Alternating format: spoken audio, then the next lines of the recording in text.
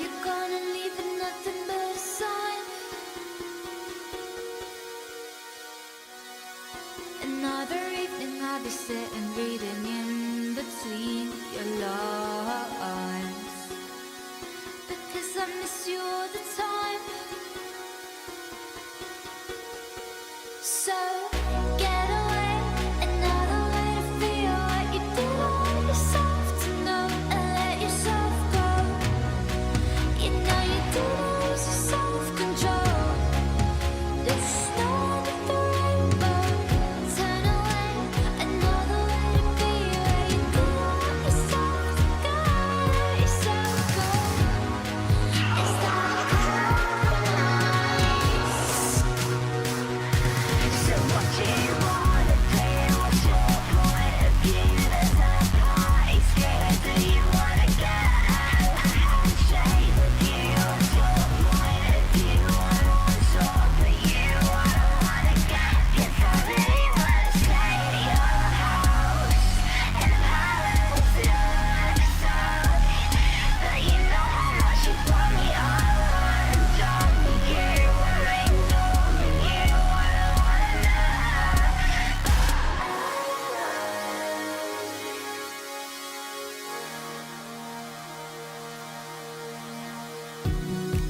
And I'm aware that you were lying in the gutter,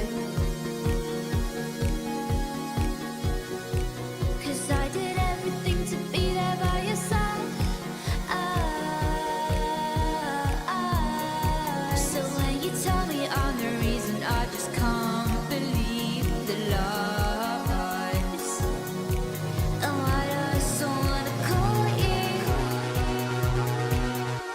So what do you wanna do? What's your point of view? There's no party scheme. Do you wanna go out? A handshake with you. What's your point of view? I want to talk to you. I don't wanna get. 'Cause I really wanna stay at your house in a palace in Luxor. But you know how much you brought me all undone. You were ignoring you. I don't wanna know.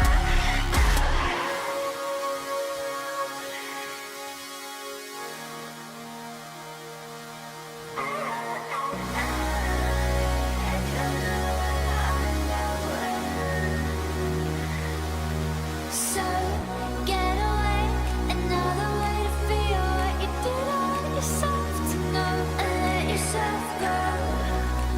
You know you do lose your self-control. There's no end of the rainbow. Turn away, another way to be where you do let yourself go, let yourself go. Is that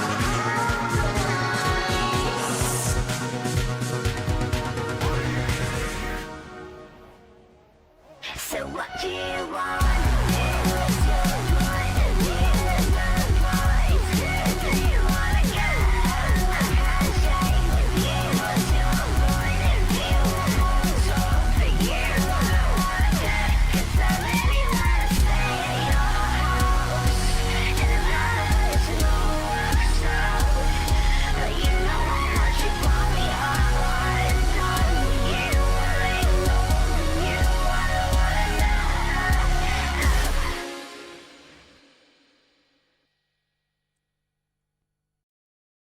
Can anyone explain to me in fine detail why when I look up Arknight's Enfield on Twitch, the first person that gets recommended is a guy with 1 viewer? This is just him.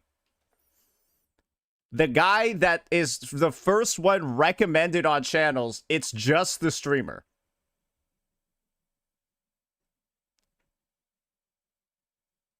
This is the most embarrassing thing I've ever seen. This is like, this looks worse than Duet Night Abyss. Like, how do you... I did this because I was looking for the game, so I could look at the category, but then this is what came up. Just doing a live search. Good fucking God. Anyways, we'll probably use this as fuel for like a separate video that we're going to be making today. Yeah, I'm going to weave in the Red Bull stuff into there. Jesus Christ, bro. Jesus Christ, bro. Anyways, more stuff ended up happening today, as you could probably imagine. And the big thing that happened is that there was a Genshin Impact live stream. And I already saw the shit that's being said across the space. We got Doro44 coming in with a clothesline. We got people talking shit about this. We got people talking shit about that. Yeah, no, so we got like 2 Genshin videos that we could just make for fun right now. Yeah, life's pretty easy at the moment. So, yeah, nobody really knows what's going on here. Let's get this shit going. So there's a reason why I asked for the timestamps of this live stream. You can probably imagine now. Yeah, this shit is goofy as hell.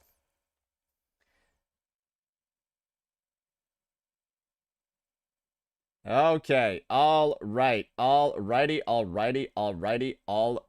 Let's get this shit ready to go. Alrighty, ladies and gentlemen, as you're all aware, Genshin Impact has recently had one of their big live streams, the one before the new region expansion that they're going to be having in Snezhnaya, version 7.0, the sort of like final region of Genshin Impact, what they've been waiting for a long time. And I've heard that there are a lot of good things, at least at surface level, that are promised in this update, but it turns out that they might not actually be as good as people thought. Yeah, a lot of baiting and switching going on over here, but hey, at least they decided to turn the game into a third-person shooter. And by third-person shooter, this is like the take that I have on it. This is like Dewey and his dev. They're the first 2 people, and they're shooting you, the player. So we'll find out just how like good this game mode is, I guess, a bit later on. We've got a whole live stream to watch. So let's go ahead. Let's get this underway, and I guess start out with the trailer first.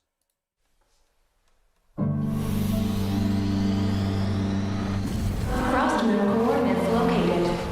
Okay. Please proceed to the main control hall for moon landing preparations. Are we going back to Fontaine, or is this not Fontaine? I thought like biblical floods and stuff like that was like Fontaine. Is that where this is, or did they just take water and like fuck it up?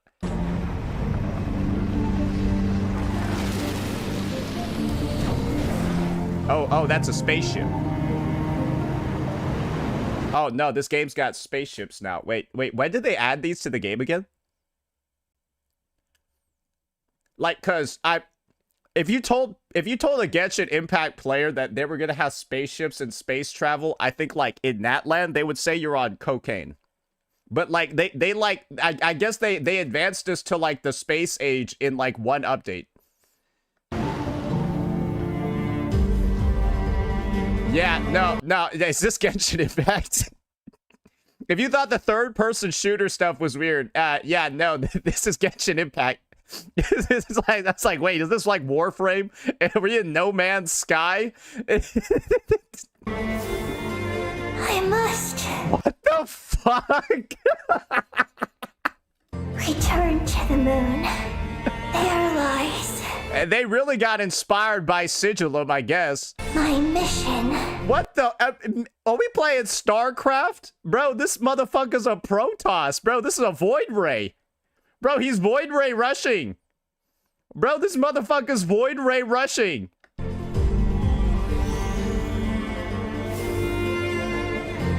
You require additional pylons. That's why they only have one ship.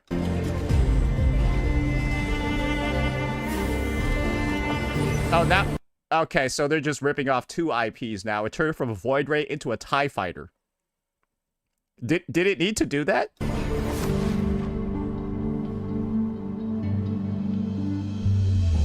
Bro, what am I watching right now?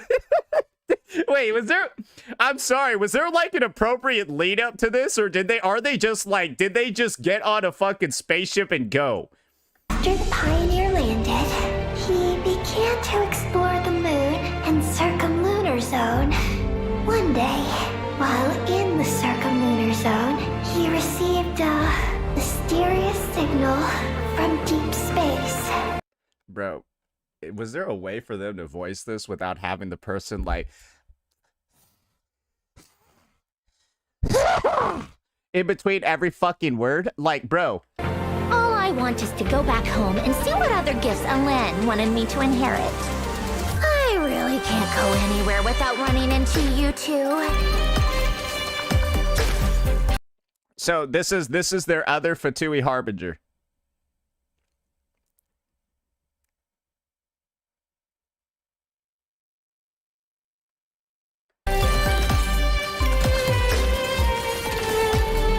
And they made the mecha, like, way smaller. Wait.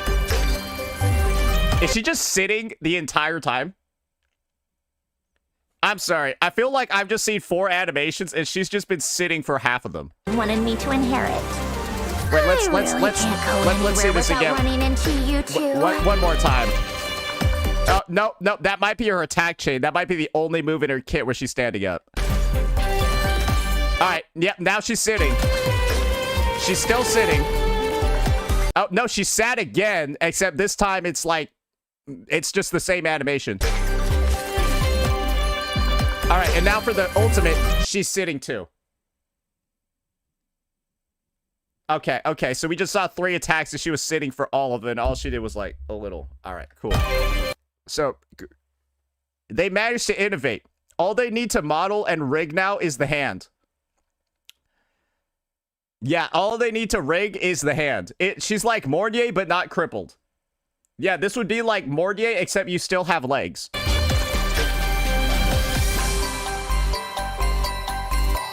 I'm not gonna lie. That is possibly... Is it like a thing with like the Fatui Harbingers in 6.0? Columbina and this bitch over here, they're just like, let's just make this the laziest thing possible.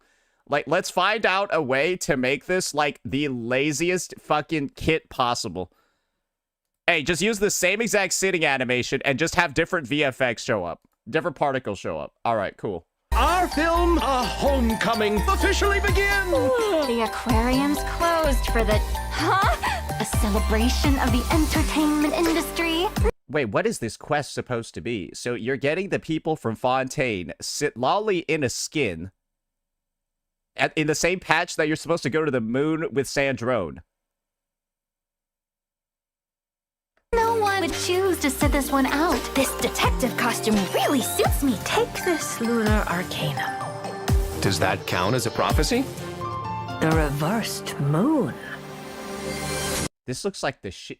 Bro, did they, like, try to, like, shove in an event that, like, one of the worst events I've ever seen into, like, a version trailer? Bro, what are they even doing here?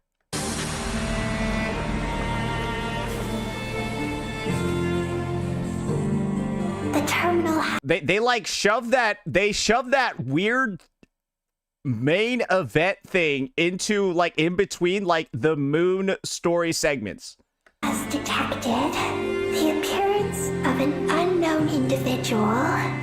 Its purpose was to turn the moon into a space-based weapon. Like, the one thing I'll say is that the new area looks cool. It just looks like it's in a different game. It kind of just looks like they took, like, their assets from Varsapura and just put it into this game. And it doesn't fit. It doesn't fit the game.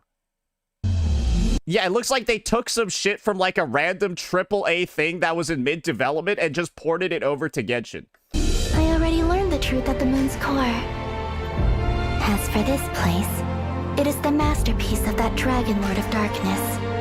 She is the key to activating Project Moongazer. Don't go, Columbina.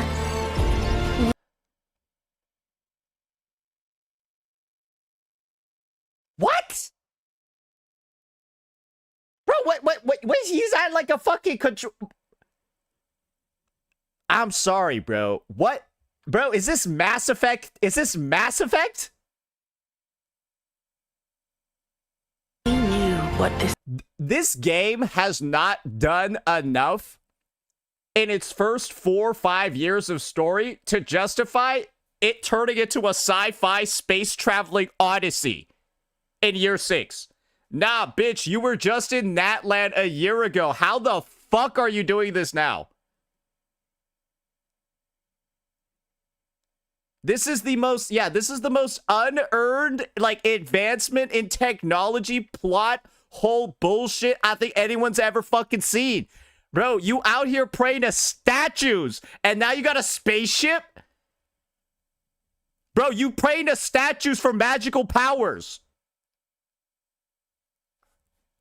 This order would cost from the beginning.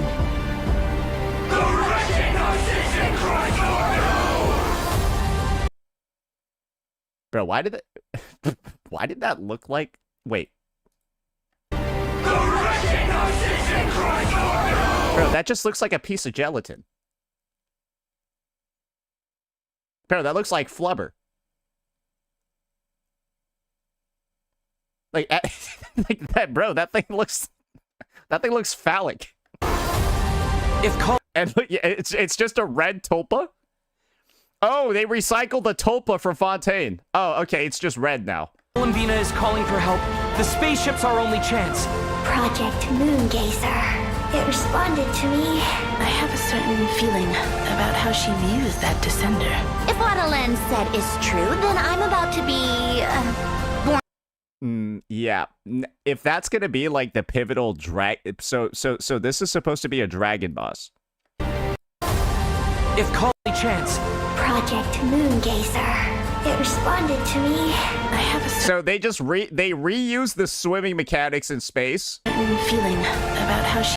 And then wait, they just actually reused everything from Fontaine. They reused the swimming for Fontaine and the tulpa. You know what? That's actually soured it for me. Bro, how do you do all this, then recycle the boss? And it doesn't even look different. It's identifiably, obviously, the tulpa. And, like, this is, like, the main story boss. This is, like, the main fucking story. Guys, this would be...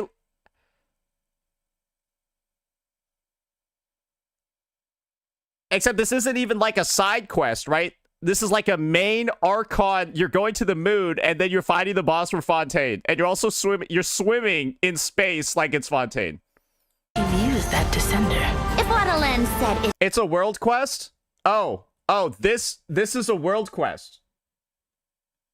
Oh, this is a this is a cut. So she just shows up like this. They post up like this in a world quest. Yeah, this cutscene's from a world quest. true, then I'm about to be born anew. Inverted. World formula. Reversion. Oh, okay. And they also, I guess, spoiled what happens during it, too. So, this is possibly the worst version trailer. I feel like you managed to take something that I think was supposed to be cool, and you actually, like, fucked the whole thing up. So, like, you actually literally spoiled the entire story of what goes on in that quest. Bro, it's like, I don't even think people need to play that shit. They would know what happens. You go on a spaceship to the fucking moon, and then Columbina, I guess that bitch Sandrone, touches that dragon motherfucker in the eye and solves all the problems. It's just, I guess there's a bit of a gap in between. Oh my god. Alright, yeah. Is this a filler patch or not, bro? I don't think anyone knows. Hello. Alright, well, I'm skipping that shit. Let's go ahead and look at 1107, and then we can see how Sandrone is fucking up the balance in this game. Exactly. Take Sandrone, for example. She wields a Oh, her name is Sandrone? stellar linchpin and can convert the superconduct reaction into stellar conduct, temporarily transforming the surrounding area into a pole star field. Oh, okay. So, yeah, now they have got stellar superconduct. What happened to, like, lunar? So, guys, we went from lunar to stellar. Are we about to have solar next? Bro, they about to do solar next. Bro, I called it. Hey, if Hoyoverse comes out with a solar reaction, you guys owe me, like, 1,000 subs. Yeah, they went from lunar to stellar. Solar is next. Bro, I guarantee you, they're gonna have solar melt. It's gonna be called solar melt. Oh, wait. That must be this area centered around the star-shaped crystal, right? I remember it from the Snezhnaya preview teaser. Shut up. No, bitch. Nobody remembers that. That's right. Enemies within this AoE will have their physical resistance reduced. But more importantly, the pole star field will store dissipating cryo and electro elemental energies. This stored energy can then be used to increase the stellar conduct, cryo, and electro damage of characters within this AoE.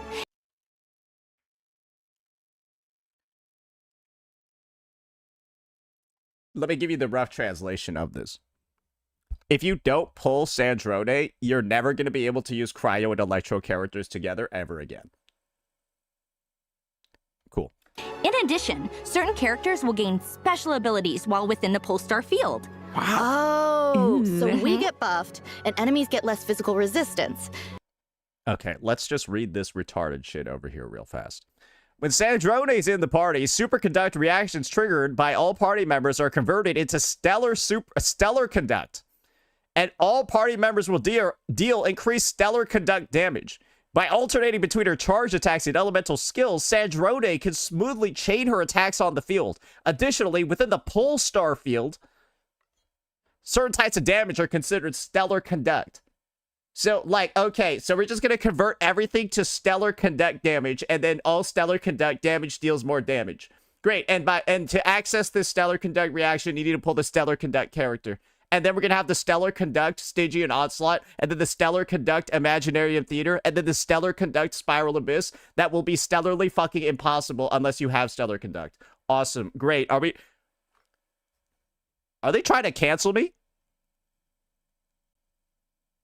How am I supposed to pronounce that?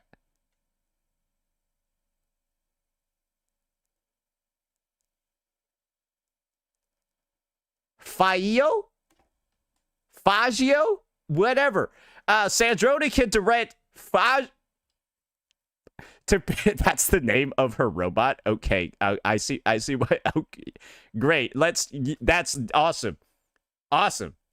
What a fantastic name for this player base for your robot. Yeah, no, this is totally. Whatever. She fires beams, accumulating decoding power. And when the decoding power reaches its maximum, the robot's firing rate will slow down. At this point, she can use her elemental skill to reduce said What the fuck, bro? Bro, what is this? Bro, this robot sounds like an afterthought. It's like, what the hell? And then her portable tea table. Invite certain characters to Sandrone's tea party. Oh, shut the fuck. All right, I don't care, bro. All right, well, she's broken. Great. I think that's the main discovery. She's fucking broken. I guess now let's see what her amazing animations look like.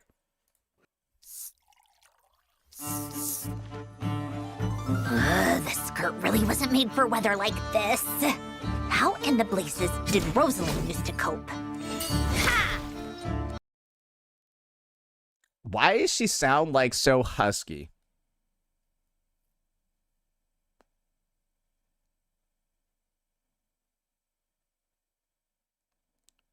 I don't get it. Like it sounds like it literally sounds like a girl purposefully trying to sound husky, and it just sounds stupid. Come on, keep up. Is that a different person? Let's test my hypothesis. Wait, okay, so why does she have just a worse version of a Honkai Impact 3rd character's ultimate? Okay. Let's test my hypothesis. This is how, bro, she just looks like literally a shitty version of the Hersher of Reason. That's what she is. Bro, she's a dog shit version of the Hersher of Reason. Straight up. Bronya 0.5. You know what? Shit.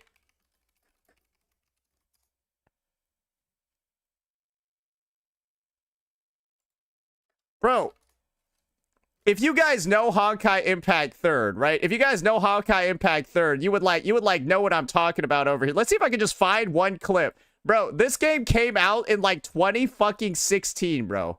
This game literally came out in like 2016. Holy shit. Oh, God. The videos for this shit are so fucking old. Basically, anyways, you all know this bitch, Branya, right? That shows up in, like, HSR and stuff. She has, like, these orbital cannons as well that she summons. And I don't know what Genshin Impact managed to do over here, but they, like, made this character that also summons them, like, it, like, straight up looks worse than a game they released almost a decade ago. But then again, when you saw what they did with Columbina's animations, when she got released a couple of months ago, yeah, no, HI3 characters, they all got better animations than fucking Columbina too. So I guess Sandrone is she's just doing the same fucking thing. What a joke. I agree. That showcase was a fucking joke. That...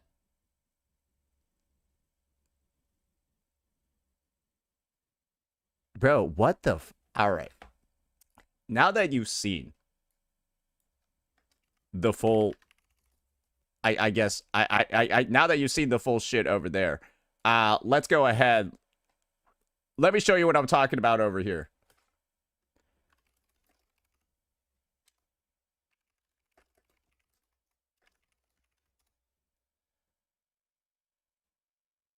Let's... Oh, bro. Okay, here we go. Honkai Impact 3rd. New ultimate effect for Hersher of Reason. Comparison with the old effect. Sure, let's watch this.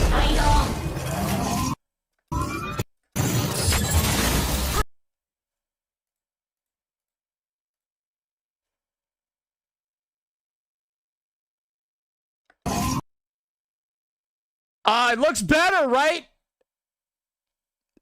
It looks... That looks cooler, doesn't it? This is the shit that I meant. It's like, how do you downgrade like this? Yeah, agreed. What a joke. How in the blazes? I need to see this again. Come on, keep up. Let's test my hypothesis.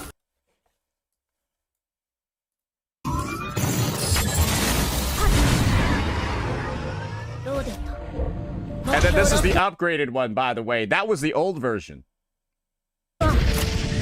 This is the new one.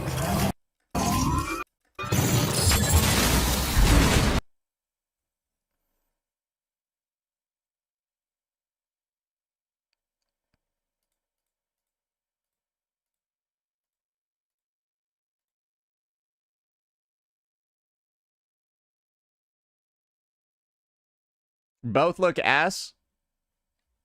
This video was uploaded 5 years ago. It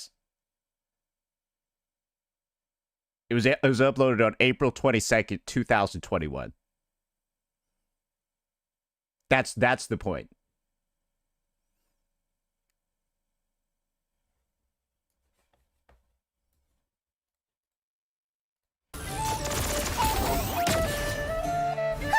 What a joke. Yeah, agreed. Anyways, I guess that's gonna be the combat overview. I don't really care. Her animations were, again, a fucking disaster.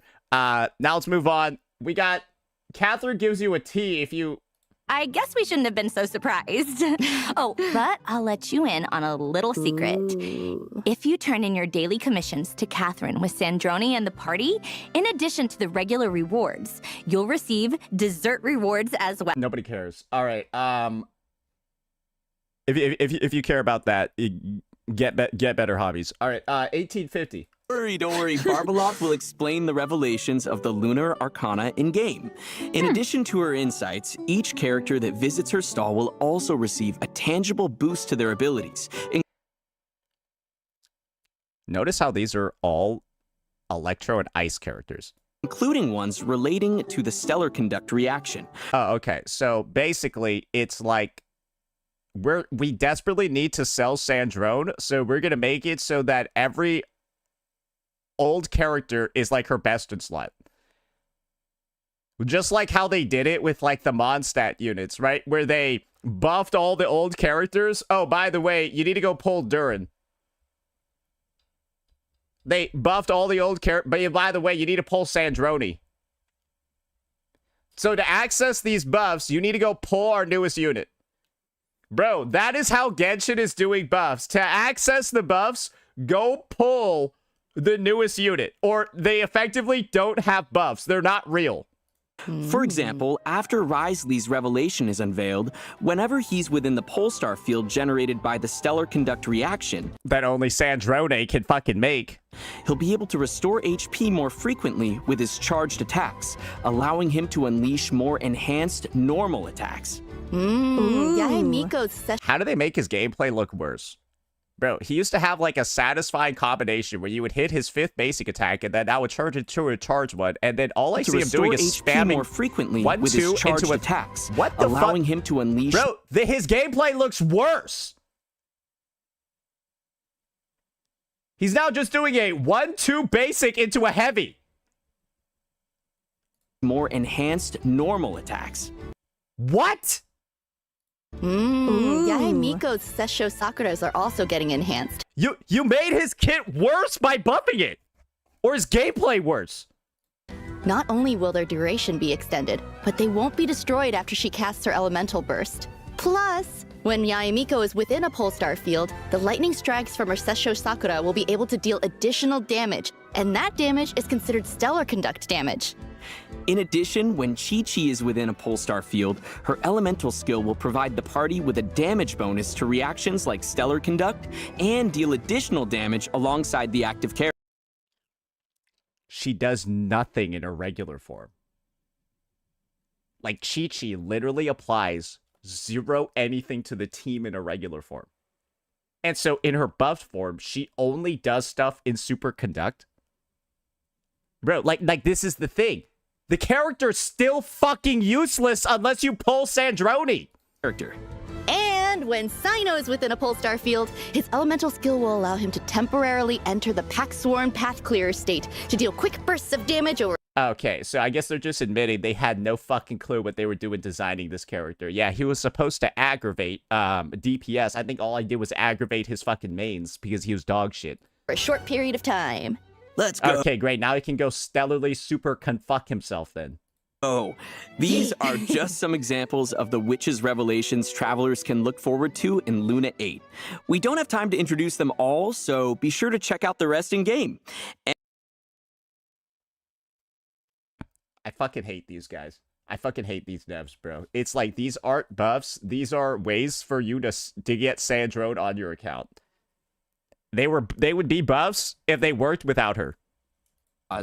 But we'll leave that for travelers to experience for themselves. One thing to note is that we actually have David Martinez over here, and this is actually Lucy's VA over here. It's a little bit odd. Yes, this is the woo-wah collab that you never asked for. Oh, plus the characters with the Witch's Revelation will also be featured on the Light Race Wish banner. I will say this. They're way the VAs seem way less cringe than they usually are. I'll say that at the very least. They at least they're not cringe as fuck as they, cause bro, like this is the thing. Like when they get like random ass motherfuckers like Inepha's VA or like who's that bitch that like feeds the motherfucker and he turns like hella big and it slams down. Like Linnea's VA, like they get like those random ass VAs, bro. They just goofing around the whole time. I can't take that, bro. I can't listen to that shit. Bro, like, they're just goofing around, shooting this shit. Like, actually, like, it's so unprofessional. But this one is just different. Like, it flows so much better. So don't miss out if you're interested. And as for our other event wishes, in the first half of Luna 8, travelers can look forward to event wishes for Sandrone and Seatlolly. A new 5-star Claymore, a teaspoon of transcendence, will also be featured. Okay, some of the weapons in this game truly do look like just some random shit that they pulled out of nowhere. What the fuck even is that? On the weapon banner. And in the second half, Bro, that looks like a retarded Keyblade from Kingdom Hearts. Like, it literally looks like a deformed Keyblade. Like, bro, this actually looks like a Kingdom Hearts 3 endgame weapon.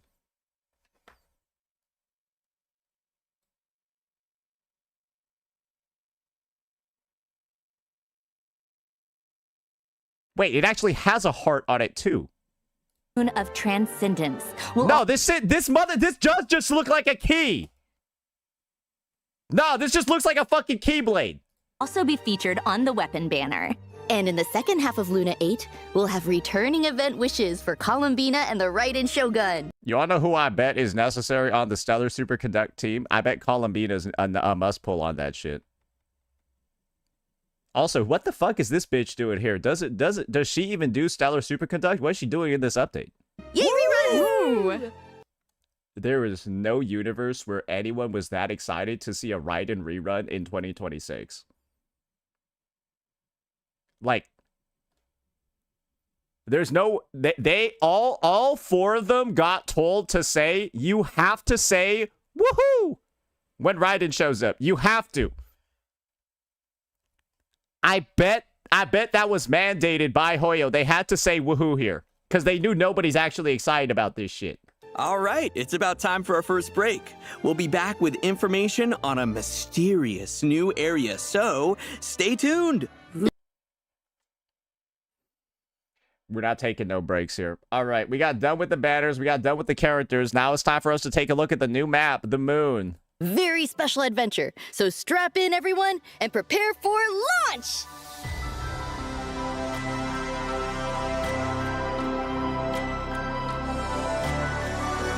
Oh my god, we're actually in outer space? This is incredible! When you I think they just spend the entire time spoiling this shit. So, I guess this just is like they decided to make a space trip into, I guess, like a goofy little world quest. Which most people would kind of view going to outer space and, like, seeing the planet from above, this sort of view. Most people would view this as, like, a pivotal story moment, right? That's what I would imagine is, like, a pivotal story moment that, like, changes everything. But the fact that this is, like, I guess, a world quest, that just seems a little bit goofy, isn't it? That just seems a little bit goofy. I also heard they added a skip button in here. Where do I get a demonstration of that? Yeah, do they demonstrate the skip button in here?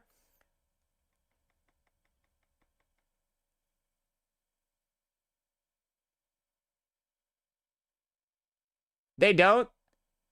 Around here shouldn't pose too much.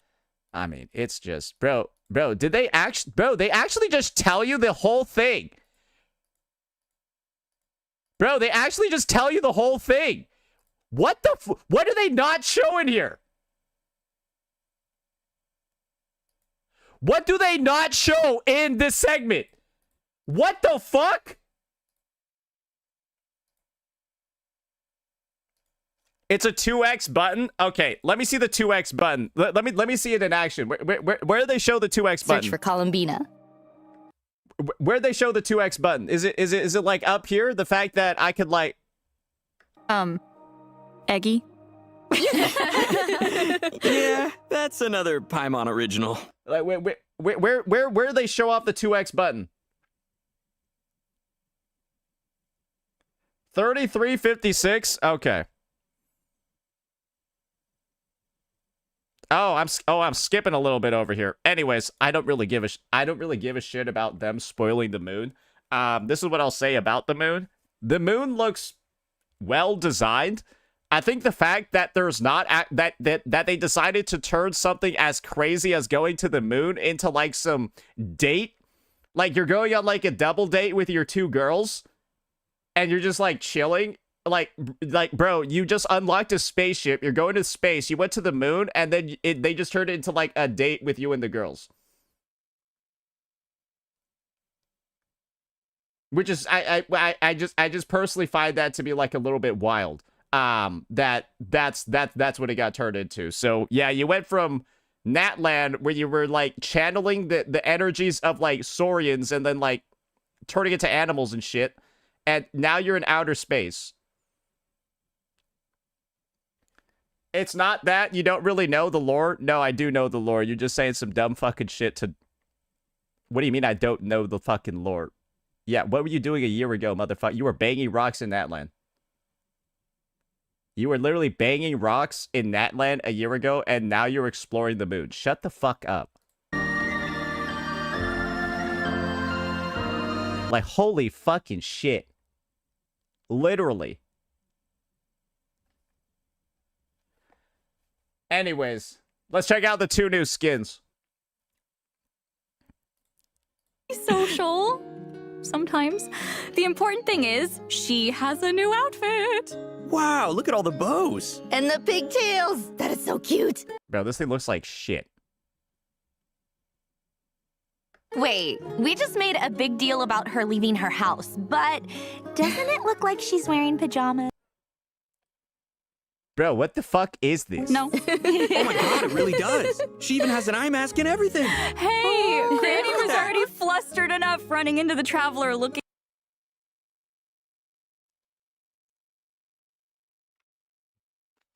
Why would you pay money for this?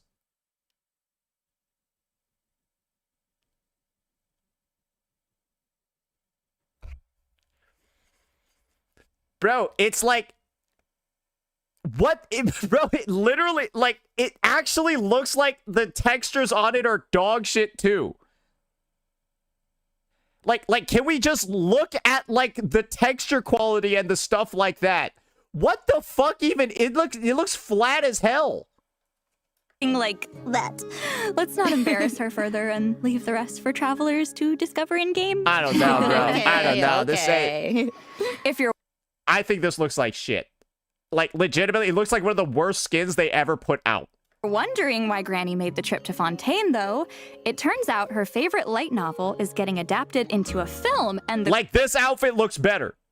crew is filming on the winglet. Oh, and Charlotte's starring in it?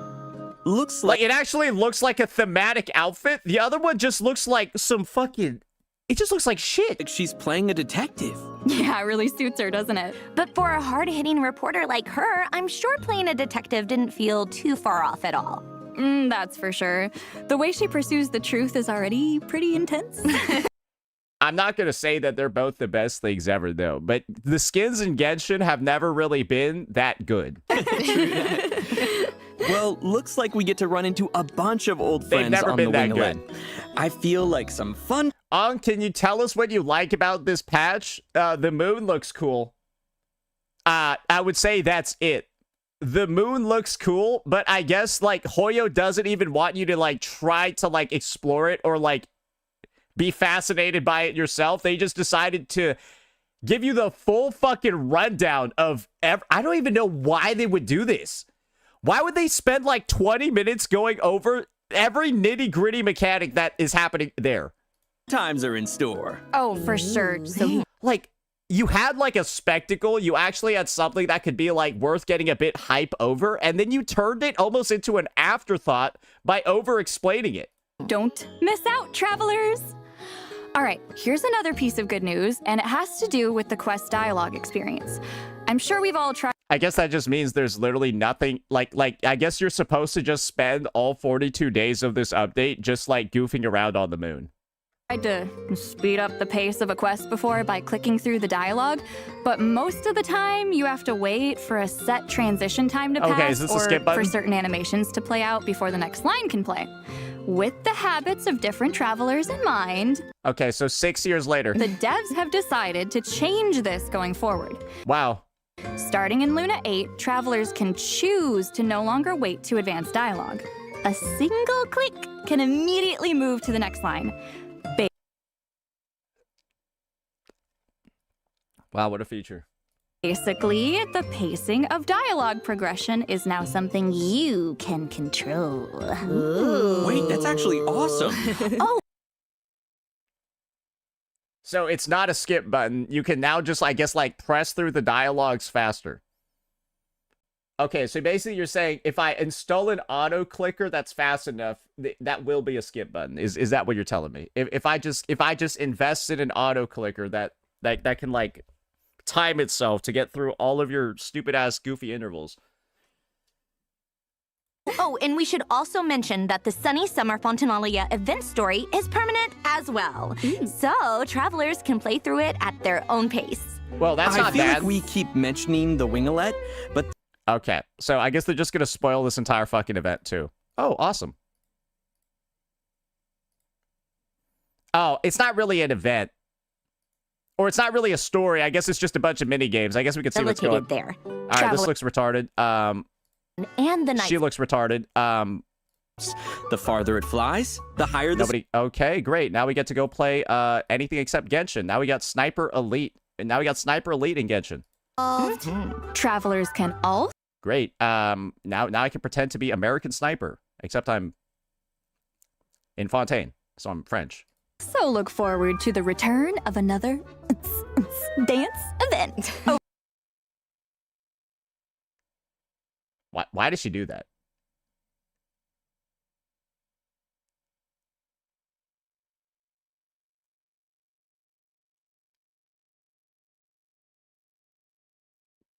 I feel like I need to play that again, just like...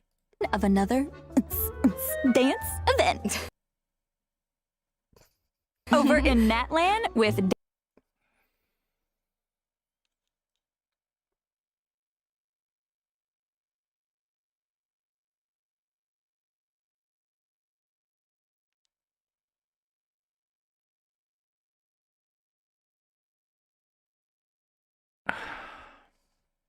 Dance, dance, easy breezy disco. Ooh, I'm ready to dance. And VA's art is cringe as last time. Like, this one was just like, that was like retardedly funny. So like I can take that one because it was like it wasn't cringe in a way where everyone's just like, oh, that was shit. It was like, that was like, damn, that was retardedly funny. this time, Mualani has invited even more friends to join. Oh, cool. Bro, this is so shit, man. Dude, I'm sorry, dude. Does anyone like this? Like, dude, every time I see these retarded little like that, bro, I want to die. Alazines are there this time. Dude, stop this. And Asha. Yep, just grab a Bro, it's like the movements are just like uncanny. Like, bro, it's just shit. few friends, follow the lead dancer the best you can, and have a good time. Oh, the Saurians on the dance floor are so cute. Bro, no, this is made for like fucking 10. This is literally made for 10-year-olds, bro. Get this shit out of my face. Bro, you're gonna have to do this to get your 100 Primo Gems. Shut the fuck up. Hey, you out here, you're forcing yourself to play this for your one fucking pull. Shut up. Roads are pledged to cross. I don't even have this game installed, bitch. And a I'm the real winner here. Shut up. new score theme for Columbina. Yo! The Leyline Overflow event is also returning, so don't miss out on the chance to earn double the experience, materials, and more. They're really dragging this out. They're like, hey, Skylar, can you stretch out like as much of your announcements as fucking possible? We need to make sure this live stream hits after 45 minutes.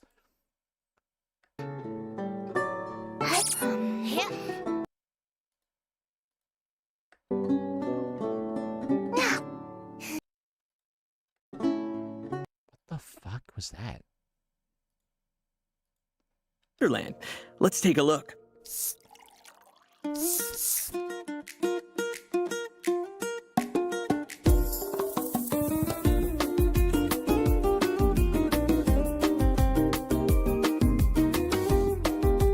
Bro, this looks so shit. I'm sorry. Every single time I see this dog shit Millie Aster Wonderland, bro, I'm just like, dude, who's actually playing this? Like, dude, who's actually playing this garbage? There's nobody, right? It's not real, right? Anyways, that's gonna be it for some of the Millie Aster Wonderland bullshit. I don't think you or I don't think you or I want to watch this. Now let's get into the real meat of the live stream over here. The stuff that everyone's getting a bit upset about. The stuff that's making it really into the mainstream. Nobody's talking about the moon because they're busy talking about this. Are you ready? Around the corner. Yeah, you know, I almost feel A chill?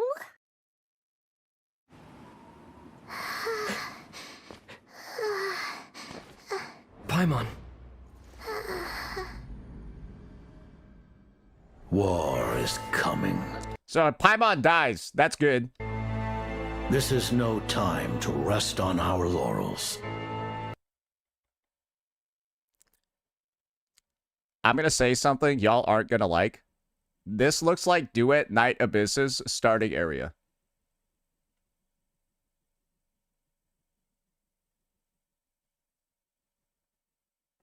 This looks like Yeah, they just ripped off Duet Night Abyss. You can either agree with me and be right, or you can disagree with me and be wrong.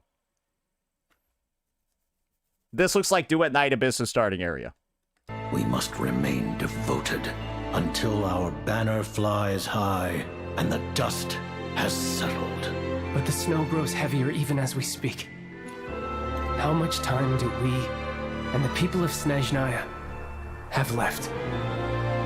You mean Project Stuja?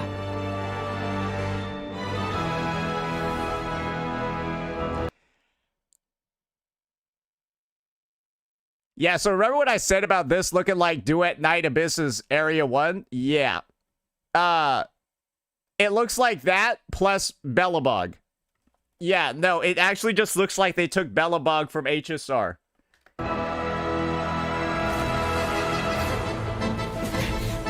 Great.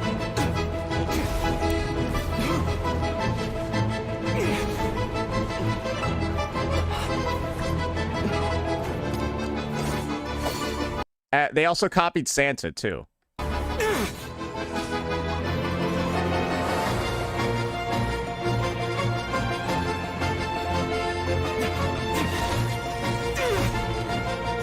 How much trust have we lost to this plan already? So I guess that area over there kind of looked like Demir Plains to me. How's that for a numbers neat. game? And Groot. Mora isn't water. Sometimes it can flow in unnatural directions. Where am I?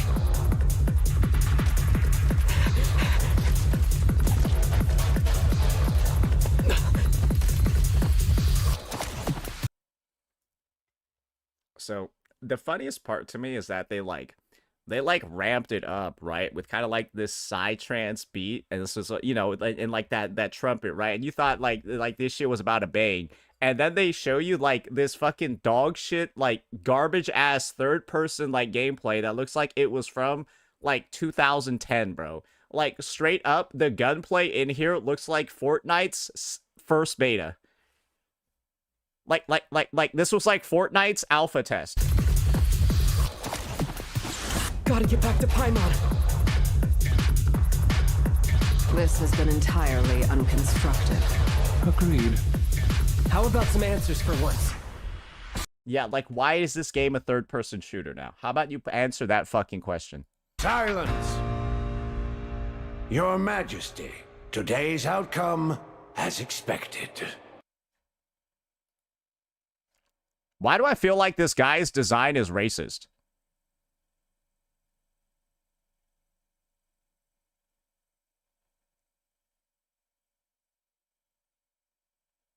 Like, I'm sorry, this design looks racist to me.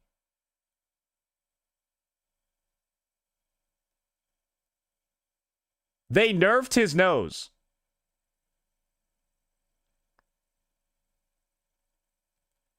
What do you mean by nerf? Did that mean they made it bigger or smaller?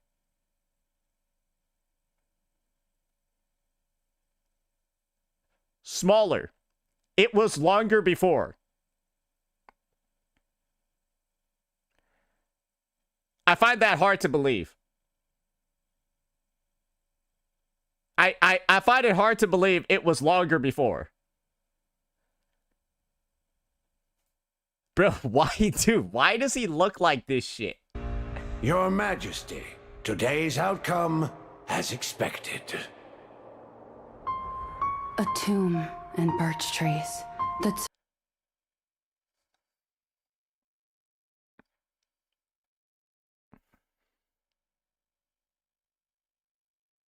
Bro.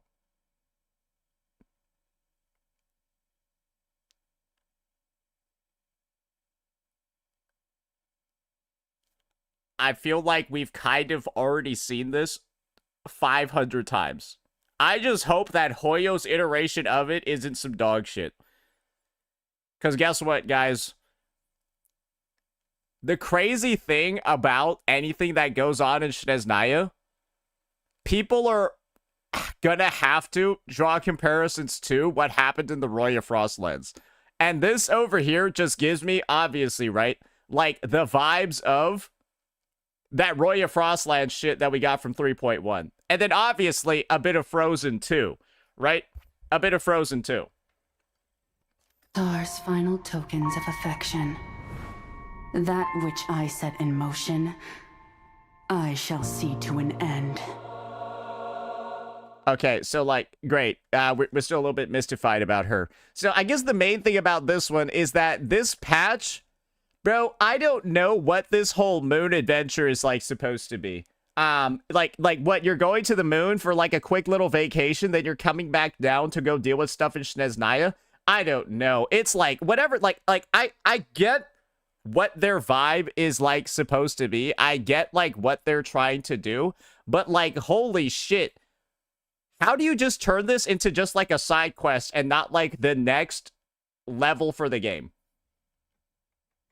That's just what, like, I'm wondering. How do you not turn this into, like, the next sort of, like, stage, the next level up for the game? You go back to Snezhnaya after going to space and going on your, like, your Mass Effect adventure. I don't fucking know. It just... I love how one of the things that the Genshin developers said was that they're not gonna do crazy shit just for the sake of, like, doing crazy shit. The moon and whatever they're doing here, it just feels like they're going to the moon for fun. It literally feels like they just decided, hey, can we weave in a spaceship into the fucking lore for fun? So that we can have it for this one, like, sort of filler patch right before Snezhnaya. What the fuck? Anyways. All I'm saying is this shit feels like mad unearned. It's just ironic that this is coming out right during the Edge Runners collaboration in Wuwa. It's just funny that it also features Columbina, who voices Lucy, and obviously the Traveler, who voices David Martin. It's just, I just think the timing is very, very, very, like, interesting. Some could say it's almost, like, forced, but I guess you're going to the moon, and I guess Genshin is having a surprise collaboration with Wuthering Waves. Like, it's just, what a coincidence. Or was it a coincidence? Who knows? But yeah, the stuff in this patch, bro, it just looks like this moon quest, a broken new Columbina character, and then, like, nothing else, right? Like, literally nothing else, just some goofy-ass summer events. I'm not surprised that people are pissed off by this update, because literally, it seems like it's mini-games, and then this moon thing that they just already spoiled. So yeah, I think a filler patch is a great way to word this, especially when the implication is that this quest is not really that important. Like the implication is that this quest is not actually that important because it just looks like it's skippable. So yeah, that's my personal take on this one. Who knows? But I can see why people are mad. And then this third-person shooter shit that they had in here, bro, what are they even fucking doing anymore? I got no idea, and I don't think you do either. Let me know what you all thought about this livestream experience. Peace out. Yeah, not gonna lie. The Genshin defenders were once again funny as fuck, bro. I mean, they're always gonna be Genshin defenders, but it's like, guys, this patch actually looks bad.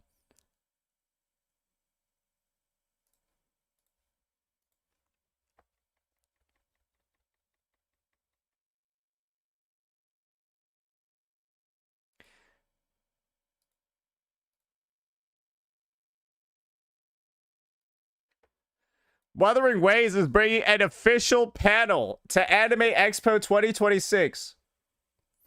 Wait, I find it funny as fuck that they got the Rebecca and Lucy voice actresses, and then they got, like, nobody. This is such a this feels like a diabolical, like, this is a good panel. I'm just surprised that it's Giga hosting it.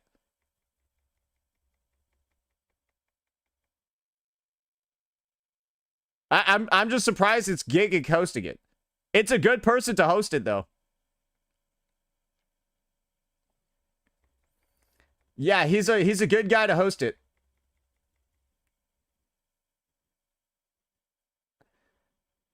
But there's not really that many people. Yeah, there's not really, like, it's like, okay, you got Lucy, Rebecca, Imeth, and Cardathea.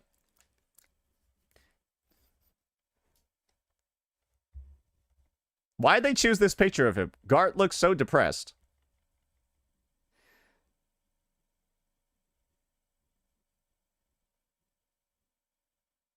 It's cool that Amanda Rishell's there.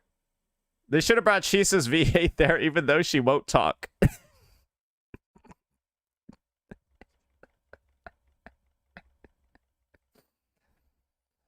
That's pretty good. That one is pretty good. All right, we got some reveals from the Woo-Wah side. Let me go open up my game so we can have a bit of a conversation.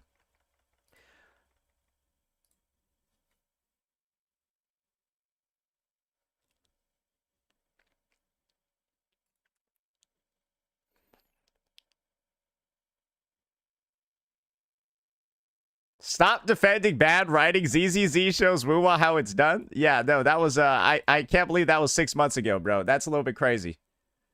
Yeah, it's a little bit crazy that that one was 6 months ago. I think I only watched like 5 minutes of that video and I was like, this is shit. I'm out of here. I think that's what I said. I was like, yeah, this is some dog shit. I'm fucking out of here, bro. Get me out of here, bro. All right. We've got the full reveals, ladies and gentlemen. We got Yangyang Zhuangling, who's a Havoc Sword, which doesn't honestly make any fucking sense at all. And then we got Suisui, who is, of course, I think we all knew she was going to be Glacio. She's Glacio. So, yeah, we're over here. We're going to have a bit of a conversation right now, and kind of get this whole shebang going. Yep, let's get this going. Let's get this going. 200 days without Havoc. The last Havoc DPS we had, guys, was for Lova. Just so you know, it was for Lova. Do you think global passives will eventually hit Woo-Wah? Probably not, because our 2-year mark has already passed, and for HSR's 2-year mark, guys, they released Casterus, and we got Hiyuki instead. So, there you go. Yeah, we got Hiyuki instead of Casterus. I think a lot of people are very happy with that. Hiyuki's probably the most well-designed character they've released in a while. She works with and without negative statuses, so it's like, there's nobody that can be mad after pulling her. The only people that can be mad is if you somehow don't have Lucilla, and you also don't have Lene, and you also don't have Shisa. And if that was the case, you pulled Hiyuki without any of her 4 teammates, you're retarded. What else can I say? Like, you can't be mad about the character's performance if you're intentionally deciding not to pull any of their teammates.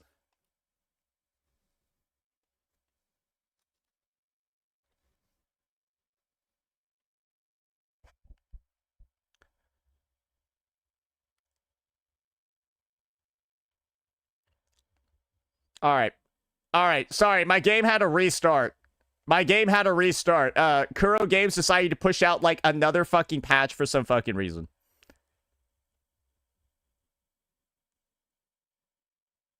Yeah, this is like their 17th fucking patch, bro.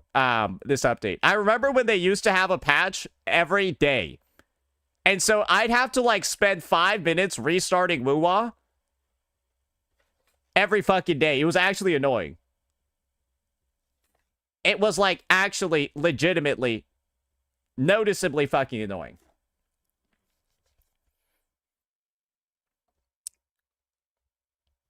Back in 1.0? No, this was in, like, fucking 3.2, bro. It was in, like, 3.2 or 3.3, bro. Alright. I'm gonna be back. Alright, I need to go take a piss. I'll be back in a second. But yeah, we'll be getting into that news real fucking soon. Alright. 1 second. Where is my... Okay. Don't play music yet.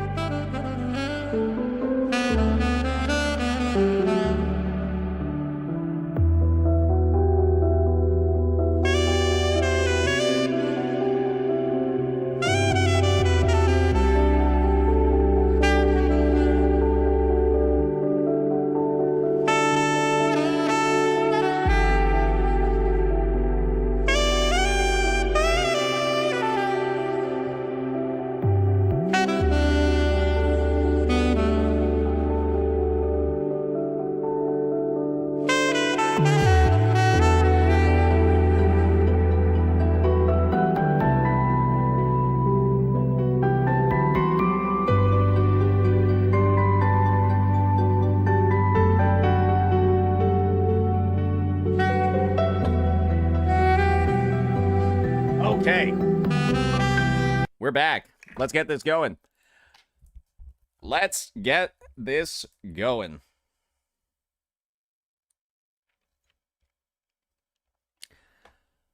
All right. All right. All right. 1 second. Need to go get my Genshin live stream uploaded.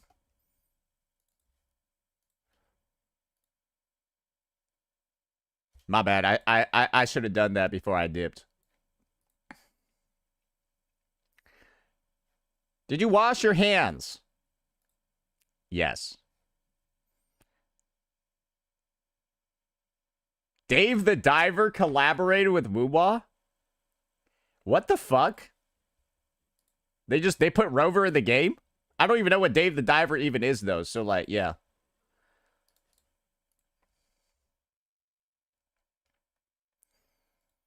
Yeah, they did a little bit of this.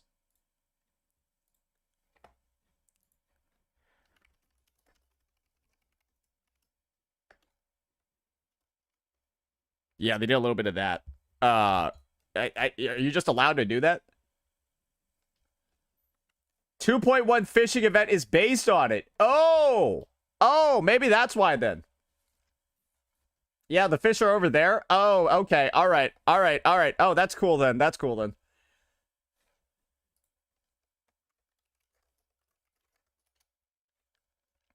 All right. Now it's actually focused on what we're supposed to focus on right now. Cool, cool, cool. Alrighty. Alrighty. Alrighty. Let's get a bit of a zoom in on here. Nice. Alrighty, ladies and gentlemen, we are back at it again with another info reveal. Sorry, I was like in between saying information and info, and I couldn't make up my mind. We're gonna restart that. All right, ladies and gentlemen, we are back at it again with another info dump from Kuro Games regarding Wuthering Waves 3.5. And that is, of course, going to be the attributes and the weapon types for the two new characters, Yangyang Xuanling, and of course, Suisui. And when it comes to these two units, I think it was kind of obvious at a glance what one of their characteristics was going to be. I think we all knew she was going to be a rectifier user after we saw her rectifier floating around in gameplay. And of course, I think we all knew that she was going to be a sword user after we saw the sword that she was using quite a lot in her gameplay. And I think the main sort of like discovery for a lot of people is, well, the actual attributes that these two characters are going to have. And I'm going to be entirely real with you. One of them should come as a big surprise. The other one, maybe not so much. And so what we're going to be doing today is, of course, going through what I think these two characters are going to have when it comes to A, their kit, B, their weapon options, and of course, the big question over here, whether or not a player should reasonably start saving for them, you know, in wait for their kit review to see if they're actually going to be a good add to their account. Because there tends to be a bit of, well, you can tell from certain animations that have already been released, thankfully, due to that Tekken guy, right? Who came out with that amazing leak a couple of days ago, you know, officially from Kuro Games. We can kind of tell from the animations over here what their kits are actually going to do. And so we're going to use that to guide our discussion and then move forward from there. All right, so first things first, we're going to get us all started with the first unit over here, and that is going to be Yangyang Xuanling. And she's obviously going to be the first person up, available in 3.5, because she's the first person that got drip marketed. It's likely going to be 2 weeks of her, followed by 2 weeks of Suisui. And for the animations that we've seen over here, I think all of us are surprised by the fact that she's Havoc. I think a lot of people thought maybe Fusion, likely Arrow, because of like the birds, the wind, all of that.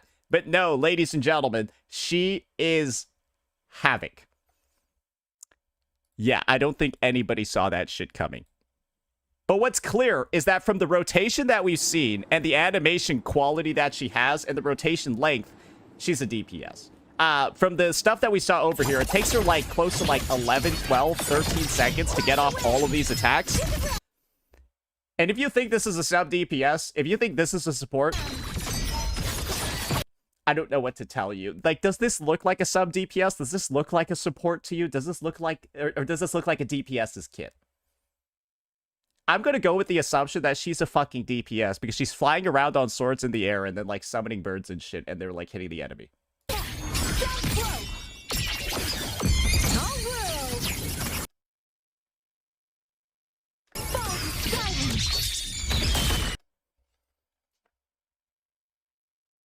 Yeah, this just looks like a kit where you build up a bunch of resources and then end with your ultimate. And then you nuke the enemy. Yeah, that's personally where I think it's coming from. But I think the biggest realization for a lot of people is the Havoc makes no fucking sense here. However, when we look at the DPS characters that we've had released in the game, it's pretty clear that Havoc is the one attribute that has gotten literally zero attention since the release of Frolova way back in Wuthering Waves 2.5. Actually, literally, the 7 out of 10 incident about a year ago. So it's about a year since we had our last Havoc DPS character. And I think the main take that most people are thinking is that, well, she's going to be a Havoc DPS, and we've just had the Glacio negative status DPS. We just had the Fusion negative status DPS. And of course, well, we haven't had the Havoc one yet. We all know there's a Havoc Bane applier over here, but this character's not really a DPS. And so a lot of people are probably under the impression, well, Yangyang SP, Zhuan Ling, if she's going to be Havoc, there's probably a good case to speculate that she's going to be Havoc Bane oriented. Otherwise, like, yeah, she could just be any of the other random damage types, but that wouldn't really make much sense, right? Especially when we see, like, a clear theme over here. We see a very, very, very clear theme over here that they're leaning a lot more into negative statuses, and that seems to be a big sort of shift that's happening in the game. And you want to know what I have some money on? We're probably going to have the electro-negative status character released as one of the other characters in Mengzhou. I wouldn't be too surprised about that one either. In this unit, well, I guess that's just going to be the person. Because they could also be like a liberation damage dealer. Chisa kind of already fills in that role, kind of sub-DPS-wise. And support-wise. Could also be that too. On top of also potentially being Havoc Bane, she's probably going to have a secondary damage type as well. Right? We all know Hiyuki is Glacio Chafe, but then also deals liberation damage. Imith is Fusion Burst, but then also deals liberation damage. So there's likely going to be some other sort of like damage typing built in when it comes to her kit. And that also means, well, you're going to have to take a look at all of the available weapon options for sword users. And this is the great thing about swords. I think swords might actually have almost every damage type covered in the game. Because guess what? You have EOG. And we all know that EOG, when it comes down to like brass tacks, every single sword DPS has been able to use this. Imith can use this and clear. Hiyuki can use this and clear. But most people never use EOG on those characters because they end up pulling that character's signature. But EOG is just so good on these teams that the only sword DPS that can't really use it well is Cardathea. And that's because Cardathea scales off HP, and so she can't use any of these base stats over here.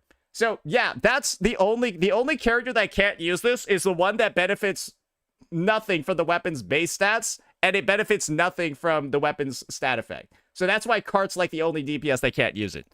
But this is also the other thing. You also got to take a look at every other sword that exists in the game as well when it comes to damage typing. If Zhuan Ling, for some reason, does resonant skill damage, well, guess what? In what universe would this somehow not work on her? So resonant skill damage. If Zhuan Ling does it, it's going to be covered in some way.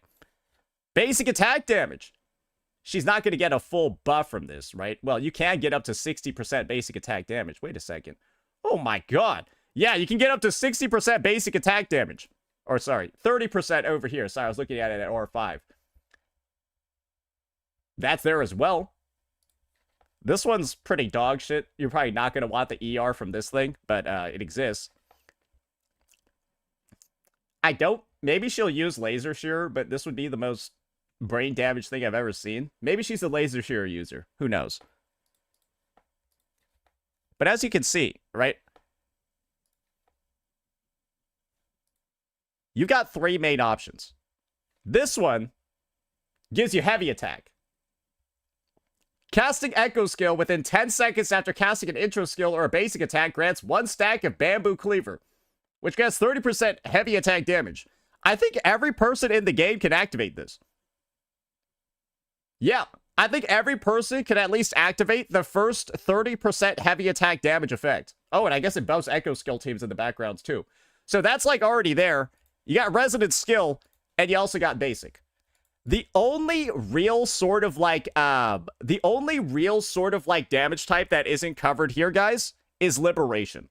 Because Imith is the Liberation sword damage dealer. You're not really getting that much of a bonus over here, right? Unless you're Imith herself. And then Hiyuki's weapon is also very, very, very specific to her because you got to be able to apply Glacio Chafe. But again, like I said before, you've always got EOG, and then you've got 3 other damage types covered with some of the basic weapons. Or, sorry, not the basic weapons, with some of the other existing signatures. So swords are always a buff. If a DPS character can use a sword, that at a baseline is a massive, massive fucking advantage for them. Because you've always got this, and of course, maybe some tertiary other options that you can use. So this over here, I think at a baseline, Kuro's making a good decision by having Yangyang Zhuanling as this sort of like introductory unit to the region. Because as far as I'm concerned, she looks like she's going to be quite affordable. And there's not, if we're looking at recent DPS sword releases, right? EOG is like the second best in slot on most characters. That's just how it's been. I don't see any reason to predict differently. And I'm pretty sure a similar case is going to happen over here. And second, if Zhuanling is a Havoc Bane negative status character, following the release of Hiyuki, I think Kuro Games has finally figured negative statuses out. Back when Zani released, and by proxy, Cardathia as well, negative statuses had a very bad reputation. Because if you didn't have their intended teammate, bro, the character was functionally useless. You don't have Phoebe, this unit's basically useless. You don't have Cart, or you don't have Chakota, this unit's basically useless. If you don't have Lene, great. Hiyuki could just use Lucilla. If you don't have Lucilla, great. Hiyuki could just use Lene, and she's like, honestly, very comparable. She does more raw damage, but less negative status damage. But she works with both sub DPSs. And I think that's the main sort of like takeaway that we can have. Kuro's figured out how to make negative status units work without specified fucking teammates. And she can still get the job done, still get good clears, and still feel like a valuable character without having a specialized team. And as long as, right, Kuro Games takes that same sort of balancing lever, that same sort of like roster freedom, all of that, it's going to be way better. Is this game became more free to play? Yes. I don't really know what else to tell you. If a character like Hiyuki has more team options, the unit is more free to play friendly because you have less restrictions to getting them to clear content well. If a character only has one teammate, and that one teammate only works with that one character, that is way less free-to-play friendly. That's way less affordable because now every unit needs their specific best in slot to function. But in this case, Hiyuki's best in slots work elsewhere. Her best in slot over here works on Echo skill teams as well, right? And their best in slot over here works on almost every fucking team in the game. And so, by building Hiyuki's best team, you can also build other best teams in the process.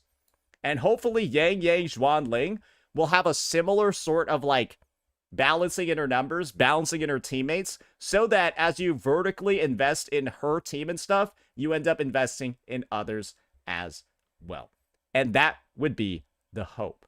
And that actually kind of like leads us into another discussion over here.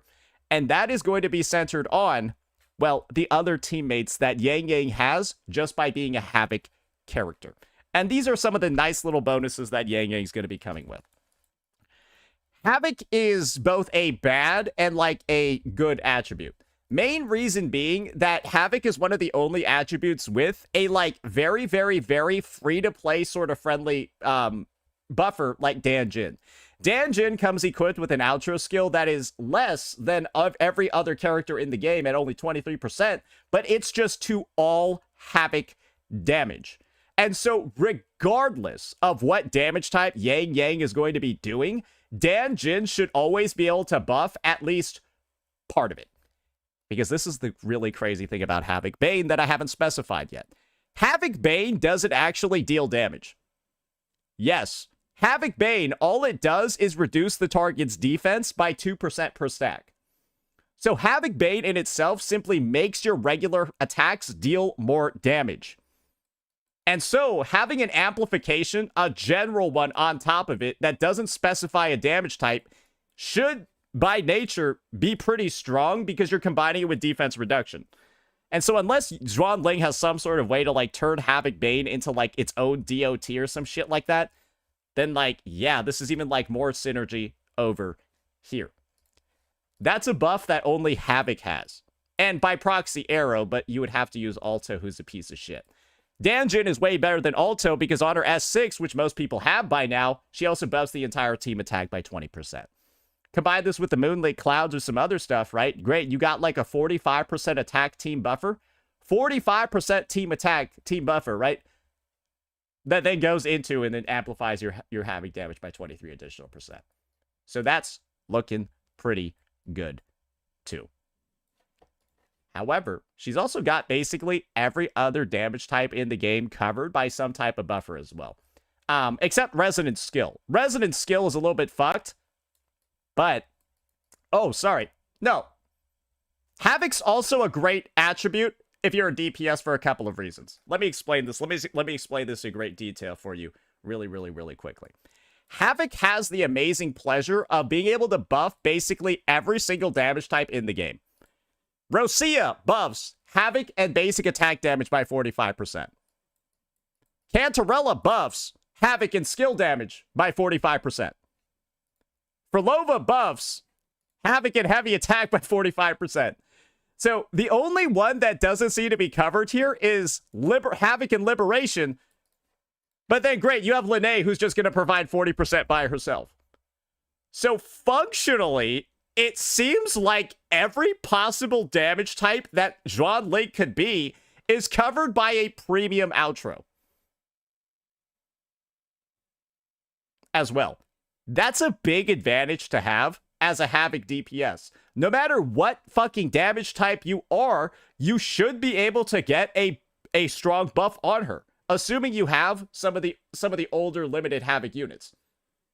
So that is a little bit of potential over there. Just some stuff to think about. Havoc is actually a lot better than you guys thought. We just haven't gotten a Havoc DPS in a really fucking long time. And so that's why a lot of the unrealized potential of these characters, it can buff almost every damage type in the game. We just haven't really seen it put into play yet outside of some of the Frolova teams. So that's something to think about too. However, though, there's another dynamic we need to talk about. And that's the fact that when it comes to Yangyang and Suisui, they're sisters. Right? It's obvious they're sisters from the same family. And, well, the implication is that they're probably going to work together on the same team. Right? That's what most people are thinking. Yangyang and Suisui are probably going to have some synergy. And they're probably going to work together because if Augusta and Yuno were all about that, I wouldn't be surprised if these two were like kind of the exact same, right? It would just be odd if they didn't. And so I've already talked about this before in our Suisui overview. Now we're kind of transitioning over to her. It's very obvious from her kit. I think anyone with a fucking half-functioning brain can tell this is a supports kit.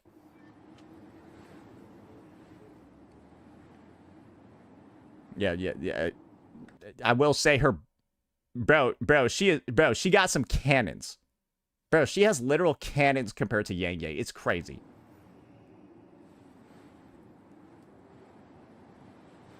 Rippling splendor awakens. Holy fairies. Beyond lush haze, The rain flow marches. She's a support. She's a support. I bet you this bitch does no damage, and all she does is buff because she creates a goddamn field that probably just makes your damage go like crazy. Okay? I think that is, it's very obvious. She's meant to be the support. And what I've said before is that there's only one real archetype in the game currently that needs more supports. We don't need another Toon Break support, right? We've only got 3 Toon Break teams. It's Luke, Imeth, and of course, the Cyberpunk Edgerunner characters. You could maybe say we need another Toon support.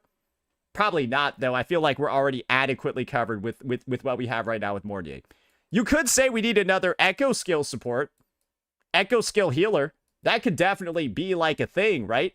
However, Shorekeeper's already holding down virtually every fucking Echo Skill team in the game by herself. No issues at all. And then Frolova just runs with Cantarella. Galbreda uses her. Sigrinka uses her. And then Frolova uses Kanta. And then all the Echo Skill teams are adequately covered right now. I don't think any of them feel like they need another healer. But guess which team feels like it needs another? Yeah. The teams where Chisa's your best in slot. Because I've said this before, and I'll keep saying it over and over again. Right now, negative statuses feel so shit in End State Matrix, it's unbelievable because Chisa only has 1 vigor. She only got 1 vigor. And so the end result is that you can only play 1 negative status team here, when she's got 3 of them. She got the Cart team, the Imeth team, and of course, the Lucilla Hiyuki team. And when you're stretched that thin, and even if she had 2 vigor, you still had a 3rd negative status team where she's the best in slot in. That's really, really, really rough, isn't it? That's really, really, really a bit of a situation. And I think the main takeaway that people have discovered is that these are also the 3 most popular units in the game. Your Imeth, your Hiyuki, and of course, your Cardathea. Chances are, on average, I think most players pulled all 3 of them. Most players probably pulled Cart, Imeth, and Hiyuki. Because they've been the main pushes. The anniversary units and or the Sentinel Resonators. Most people probably have them. They're also all negative status units. So you have the 3 most owned units in the game. They all want this character as a support.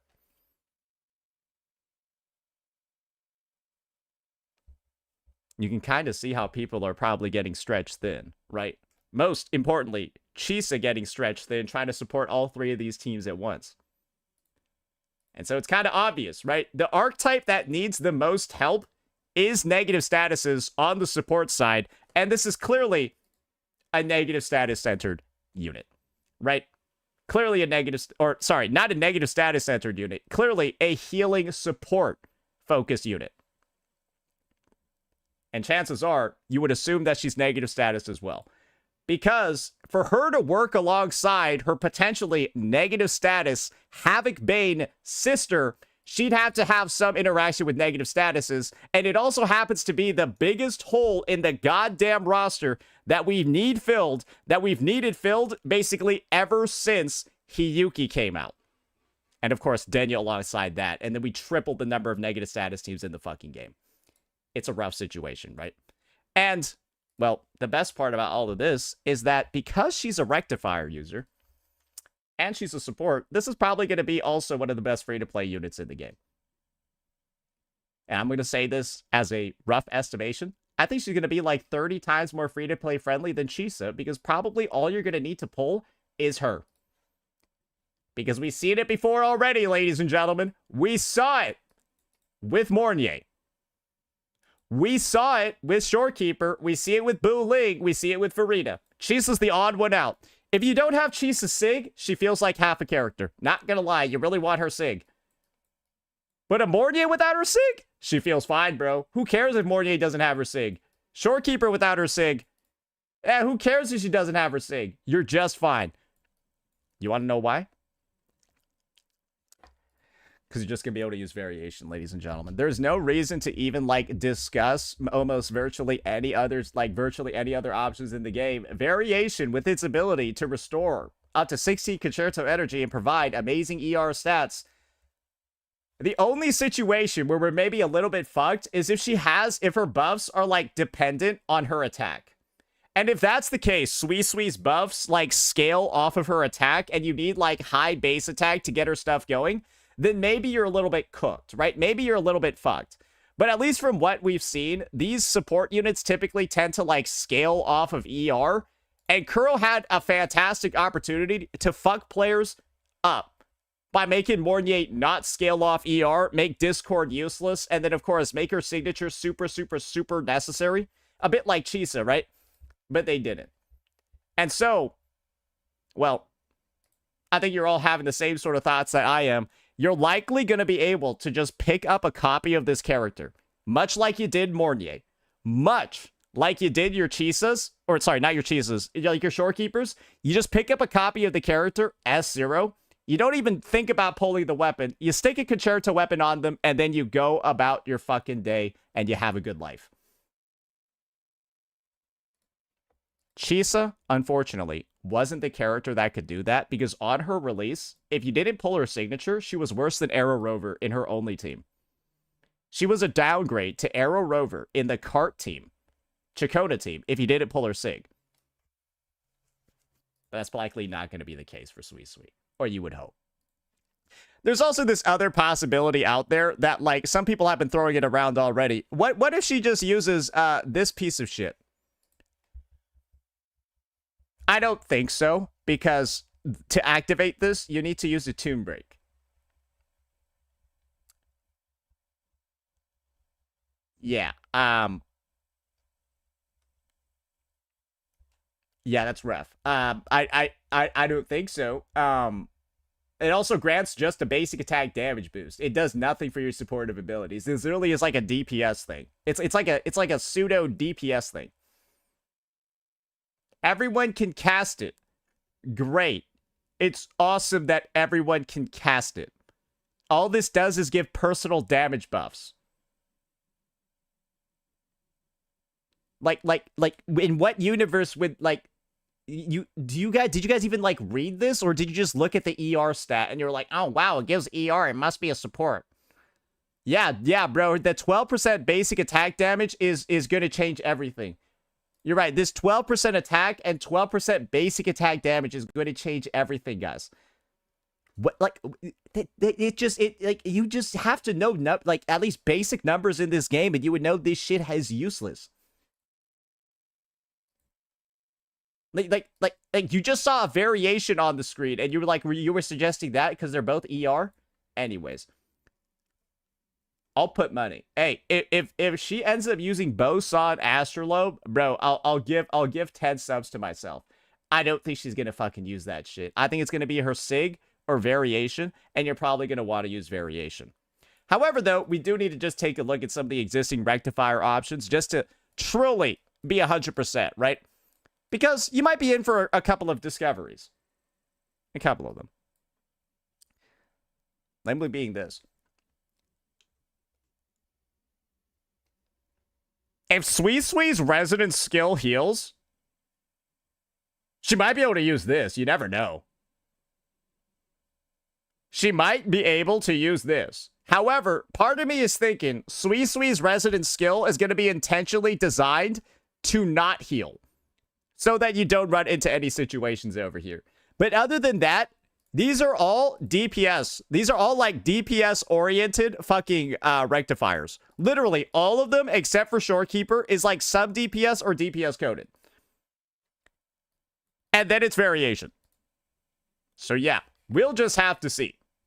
Kuro Games can obviously easily take a more Chisa-focused approach to this support character, where they end up needing a lot of investment on, like, the stat side, a lot of investment on, like, the weapon side for them to function properly. Because a big part of what Chisa provides to teams, guys, is her personal damage. Characters like Mornier, characters like Shorekeeper, they sacrifice their personal damage, need almost no real investment on the Echo side, and can just go with the Concerto weapon and then fuck shit up. She can't. She needs good investment. She needs good echoes and stuff like that. She's kind of an expensive support. And that's one of the other bigger bonuses, right? Of a character more like a Mortier, a character more like a Shorekeeper. Bro, I spend almost no resources building these characters' echoes. Like, this is a best in slot Mortier echo. It's got one usable substat. And because it's ER, it's a best in slot Mortier echo. This is what I mean. The difference between this and a 5 out of 5 piece on your Mortier is like 0.01% team DPS. And it's awesome having units where you can literally give them poverty level investment and then they perform at 99% efficiency. Those are nice to have on the roster. And if Suisui happens to have all of those characteristics, she's a must pull. She is a must pull, and she will probably actually be the negative status of Shorekeepers. Now, on this whole negative status idea, assuming that's what's in her kit, I'd have to think that she applies Glacio Chafe as well. Maybe a little bit of it, maybe a lot, who knows? But I wouldn't be surprised if she also applies Glacio Chafe, because she would need to for Hiyuki's Snow Rust passive to activate. She would need to. And if she doesn't, then Hiyuki would be stuck at 2 stacks in a negative status team. And so, if she's negative status, she has to apply Glacio Chafe. She has to apply the defect. Or she has to apply the debuff. Otherwise, it's just the synergy is already fucking cooked, because Hiyuki needs an independent teammate who's able to apply their own stack, or she's just going to be missing one of these. So yeah, that's just another thing to keep in mind. And of course, now it makes a lot more sense why she's Glacio. Right? Because I'm pretty sure they also wanted to, assuming she's negative status, right, put in that assurance that she would work with Hiyuki, given some of Hiyuki's more restrictive application measures. So yeah, that's going to be our overview for these units over here. And you're probably coming to the same conclusion that I am based off the discussion. These two have potential to be some of the most free-to-play friendly units that we've had in the history of the game. And I heavily suggest this to all players. You take a look at your expenditures, you take a look at your pull income, and you start saving. Because I genuinely see a future where you pull these two, and then you suddenly are like set for like a good portion of the future updates. Because, and this might throw you off, maybe Kuro's decided they want players to have some pattern recognition. If you're somebody that pulled Linné and Mortier in 3.0, bro, you was set for the rest of 3.x. If you pulled those two characters in 3.0, bro, you could like, you were so set for the rest of 3.x, you could like pull whoever you wanted. You were having like a good time. And if history repeats itself, and hey, you decide to pull Yangyang and Suisui, and then you feel really, really, really good for the rest of 3.x, that would be a nice bonus as well, right? A way better bonus. Because this is the thing. Assuming Suisui is a negative status support, bro, she's going to be releasing into a way better game than Chisa 2. Because you're going to be able to have 1 team, 2 team, 3 team, right? And potentially 4 teams with her sister. And that's a lot better than Chisa being like a 5% DPS upgrade over the completely free Arrow Rover. Oh, sorry. Potentially 5 teams. Potentially 5 teams. Because as far as we know, right, with the way that Suisui's kit turns out, maybe she actually makes Spectro Frazzle playable. Without, like Spectro Frazzle playable in an actual negative status team. That could also happen, too. Who fucking knows? Or, like, DPS Phoebe works with her. You know what I mean, right? Because we all know Spectro Frazzle, if you try playing it with Chisa, you are... like, fucking... Like, rest in peace, bro. Like, if you try to play Spectro Frazzle with this bitch, you done, bro. Your shit is cooked. Your shit is fucking cooked. So yeah.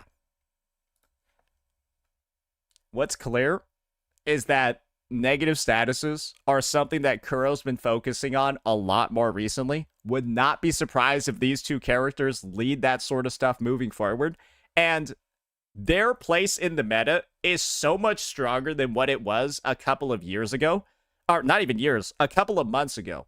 That I think most people can actually view negative statuses now as like a positive add to the game. Which is ironic. And I think that's one of the biggest things we need to congratulate Kuro Games for, is the literal glow up, the literal 180 that debuffs have had in like the past like 6 fucking months, because they fixed them. They fixed them. And I think what's probably next on the calendar, and I would love to see this moving forward.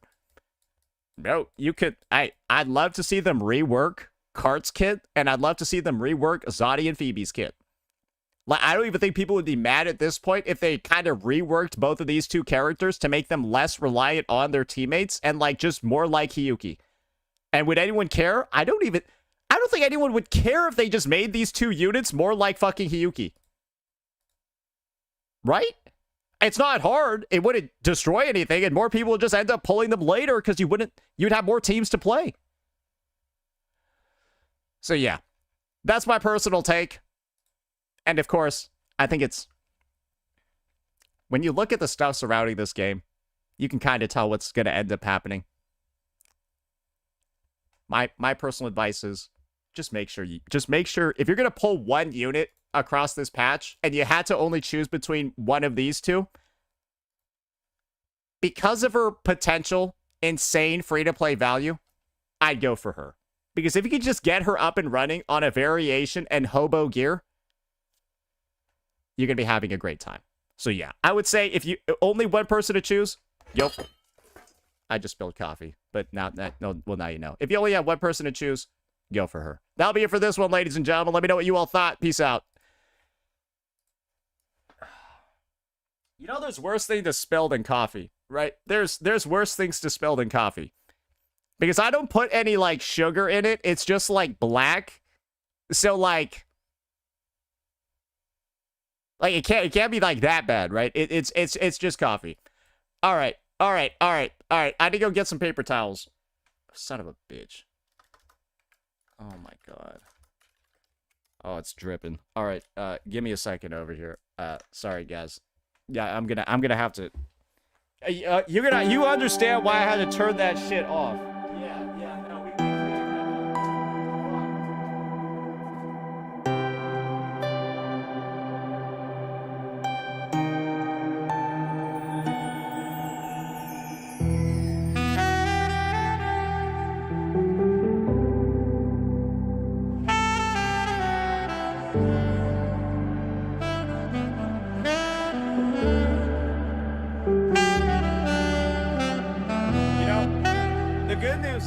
is that coffee still also reminded me, man, it's really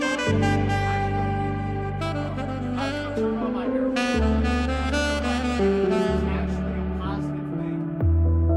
You gotta take the good with the bad.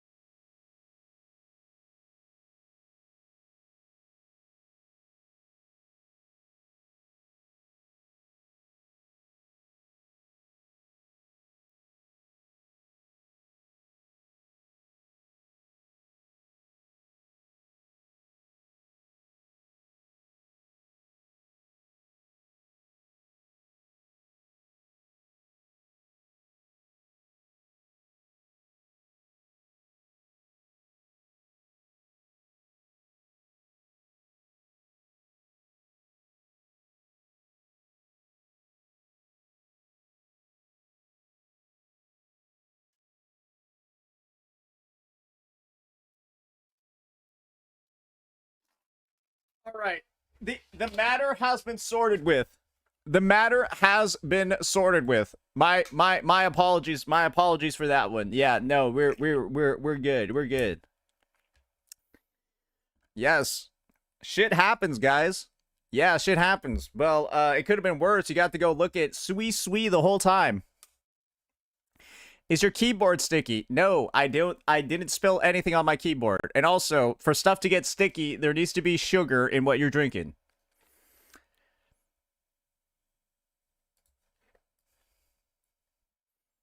Now that is what I should have left the screen on.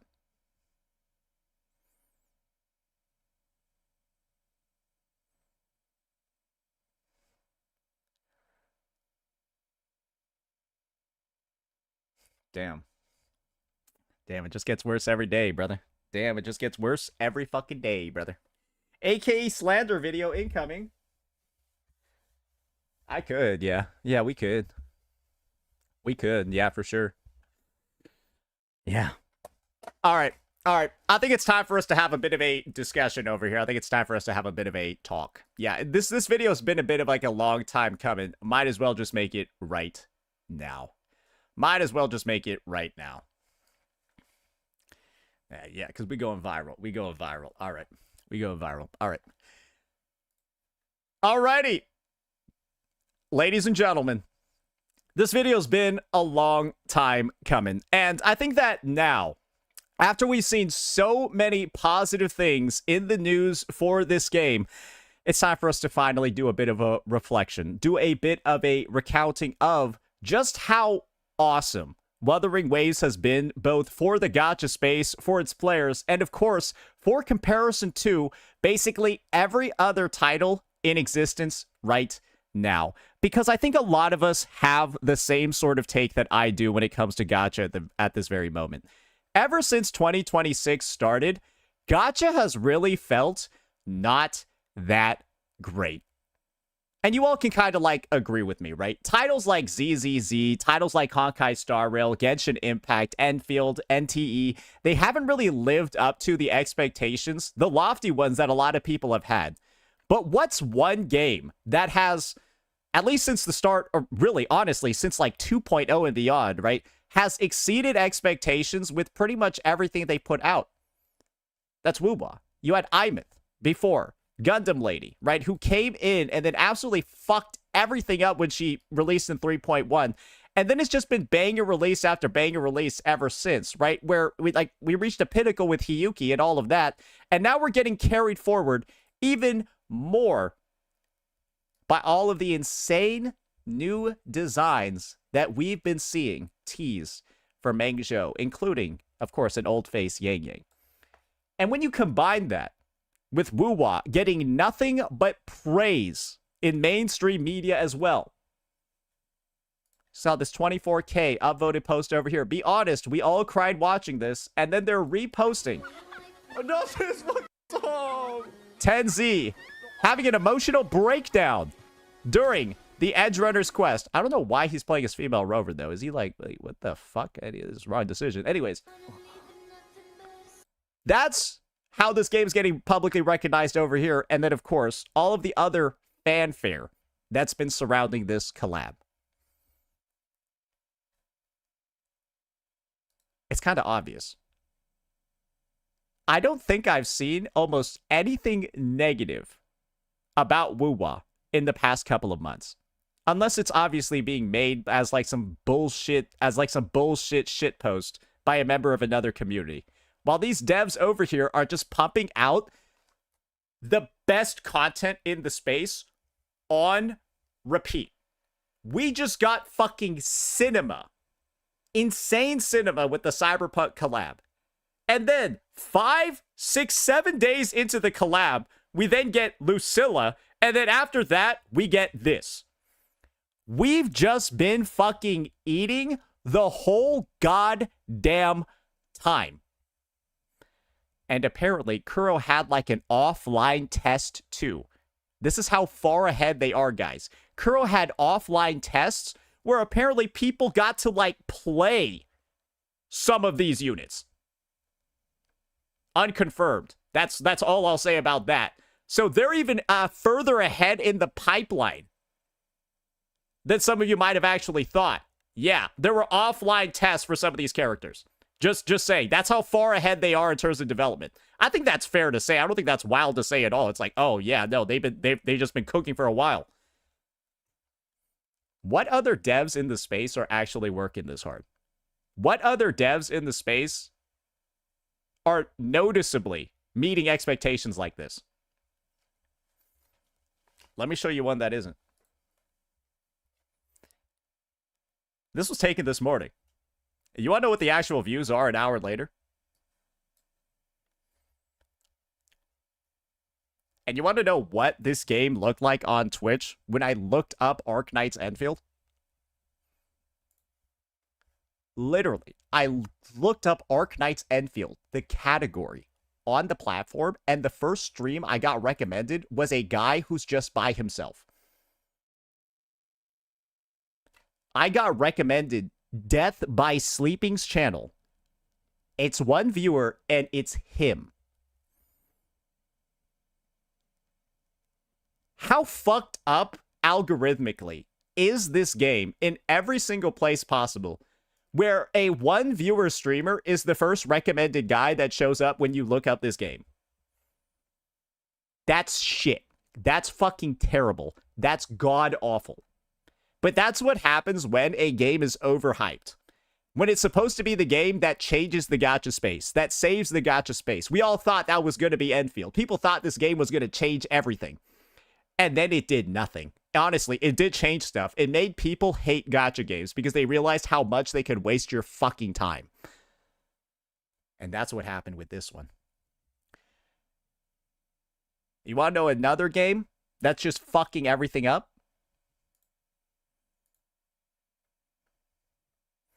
Zenless Zone Zero. The 3.0 update released yesterday, and it's already at 3,000 viewers. That was taken this morning. Hopefully it'll go back. Okay, no, it's still at 3,000. Let me just show you what the downtrend is looking like.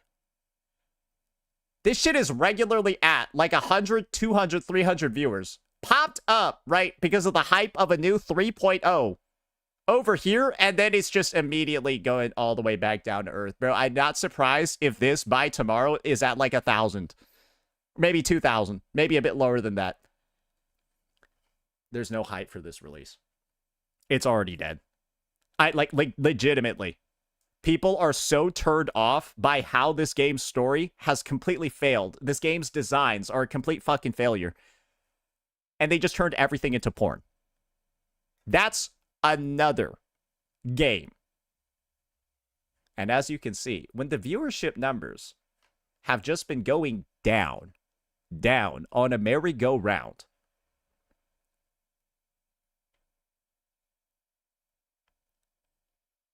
clearly the target audience that this game is designed for, they're not playing that fucking shit either. But you might be saying, Saint, this is just Twitch. What are you doing out here just taking a look at Twitch numbers? You're like the Twitch brand ambassador, bro. All you ever do is just take a look at Twitch tracker and then insinuate that that is the actual like level of enjoyment that people have for the game. That's only one source of data. It's like, bro, that can't be everything. That's why I bring up this shit as well. Yes, so this is going to be basically the 2-hit combo. And usually when I show the 2-hit combo, people begin to identify something called a trend. And essentially, this is what I'm showing. I'm showing you another source of data that also shows that this game is a piece of fucking shit. Let's take a look at the trajectory over the past year for AKE. It went down by a lot. Why don't we go ahead, why don't we put in Zenless Zone Zero now? And this is the search. YouTube searches. This tells you how often people are looking up a game on YouTube. Oh, sorry, that's only Zenless Zone.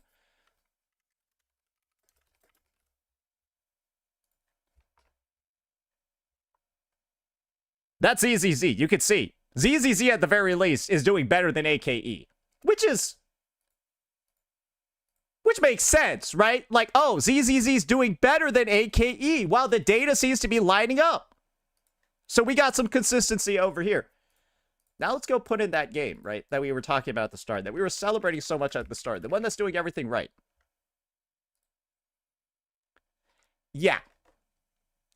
Yeah. That's the difference that we're talking about over here, ladies and gentlemen. Woo-Wah is currently on one of the biggest uptick it's been on in the whole year.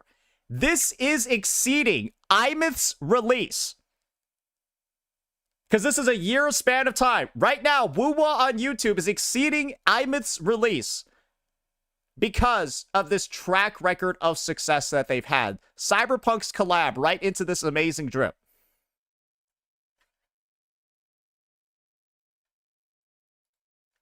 Cyberpunk plus Mangzhou numbers going crazy. Because you want to know where we're at in the middle of this patch? Bro, we're like butt fuck in the middle of an update. This is actually the dead period of the patch. This is the dead period of the patch because there's nothing going on. And then it's also the most popular the game's been on YouTube. That's how you know a game is doing well. Because the next 20 days of this update are not going to be looking good. Because naturally, there's not that much stuff going on until all this new shit is going to be here. But the fact that a company's able to do this right now, where every game is falling short, that's kind of wild. Because we got to take a look at some other titles that got released, right? I said Gacha has been disappointing as a whole. That means you can't just look at 2 games. Now we got to look up Neverness to Everness. Y'all ready for this? Yeah, I told y'all this was going down, wasn't I? Huh, I said this game was gonna die, didn't I? So AKE and NTE both literally did the same fucking maneuver. Sponsor everybody to have them pretend they play the game, pretend the game is good on YouTube, then the music stops and the game dies. Literally the same exact amount of time it took for AKE to die, NTE did the same fucking thing. Bro, it's the same. Bro, let me just... It's the same fucking photo. It's literally the same fucking photo.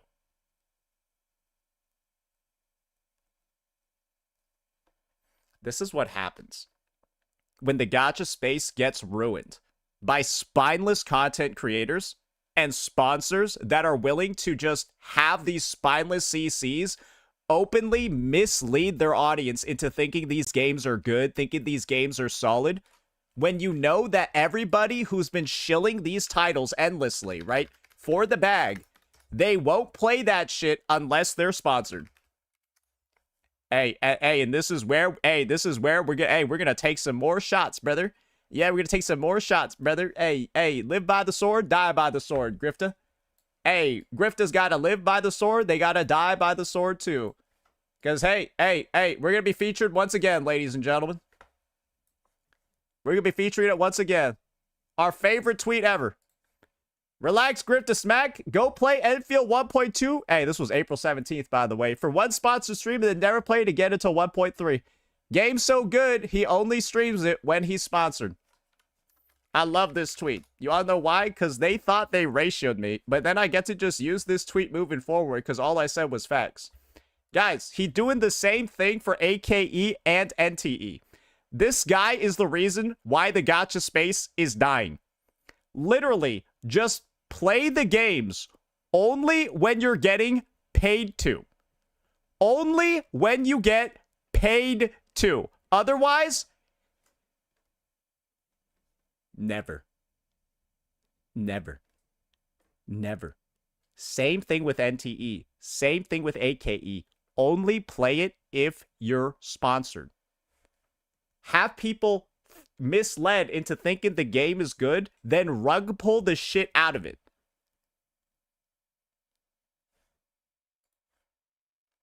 Because see, look at how many NTE and AKE videos this guy has.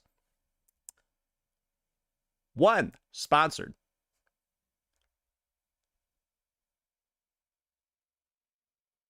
Where's the next one? Where's the next one? 2 sponsored. 2 sponsored. Where else? I don't see any more. Yeah, I don't see any AKE videos. I don't see any NTE videos. Yeah, no, I literally don't see any of them.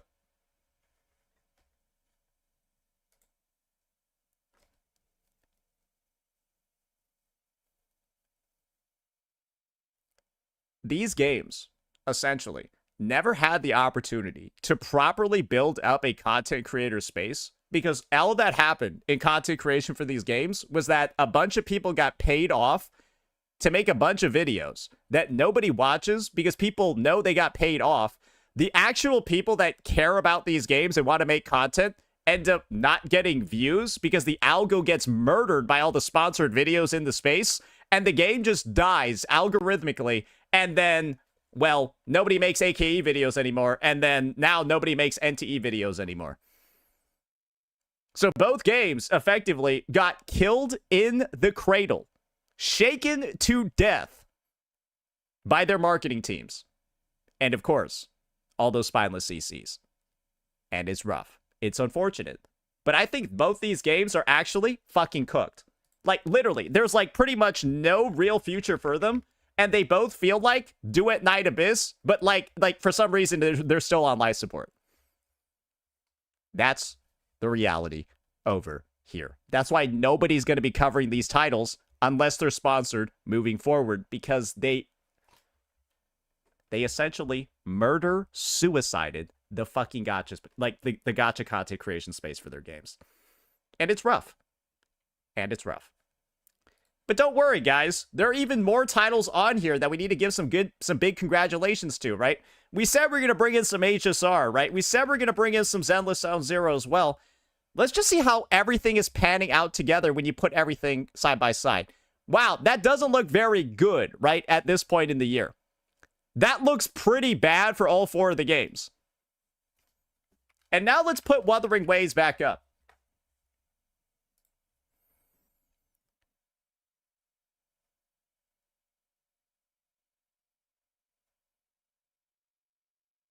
$59. Just saying, by this index, 59, while ZZZ is the second runner-up at 31. And then Enfield's at 6. So, by this proxy, Wuthering Waves is about 10 times as popular as AKE on YouTube, which I think noticeably lines up. I think that noticeably lines up, and that's fair. And now, we got to add the last piece of the pie over here. That's going to be Genshin Impact. And boy, oh boy, there's a lot to talk about when it comes to Genshin. Let's take a look at this. Wuwa is closer to Genshin. Yeah, no, Wuwa is closer to Genshin than any of these other games, which is actually pretty good. The gap over here was actually only like 12. But that's because Genshin's last live stream just came out. And guys, Genshin right now is popular, not because the live stream was good, but because the live stream was bad. Let's get some responses from the community about the most recent live stream. Low-key, this isn't Genshin anymore. I don't care. If you told me 6 years ago that this is where we're headed, I'd uninstall on the spot. I downloaded Genshin because of its medieval fantasy aesthetic, but now I'm forced to fucking play a third-person shooter. I made a joke about this during the live stream. Yeah, Genshin's adding a third-person shooter mode. Dewey is the first person, his dev is the second, and the third person that's getting shot is the player. Because, bro, this looks like shit. Straight up, this looks like some of, like, the worst gunplay. Bro, what is this? Like, why are you adding this to the game? So that's something that happened over here. But don't worry, there's more, guys. What the hell is Genshin even about anymore, dog? And if you thought that it was only going to be anti-Hoyo people jumping in, we got one from Hoyo44. Or sorry, anti-Hoyo44. Doro fucking hates them now. Genshin is finally getting a skip button. Wait, it's only half a skip button. So you even got Doro shitting on the update too. You got Kuro44 shitting on the update as well.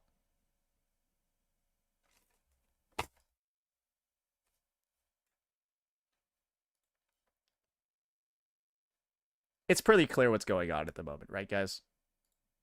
So many of these games are absolutely just fucking up. When it comes to fixing their systems, updating their shit, adding stuff people actually want to play, adding stuff that's good, so on and so forth. And what's clear is that all of these games, like viewership-wise, algorithmically, all of that, Genshin is the only one that stays consistent because it has such a massive fucking player base, and it's never going to actually die. Genshin's basically just the Comcast of gacha games. That should probably be enough to explain it for you. But the rest of the space, bro, people have a lot of options, right? People are picking and choosing clearly what they do and don't want to play. And if you decided to spend time in AKE, you got fucked. If you decide to spend time in NTE, don't lie. Some of you are still going to be in denial, but you know NTE is dying just like AKE is. You know the exact same shit is going on over here. Fuck it. We'll check out the numbers real fast. Fuck it. Let's check out the numbers real fast. How's it looking?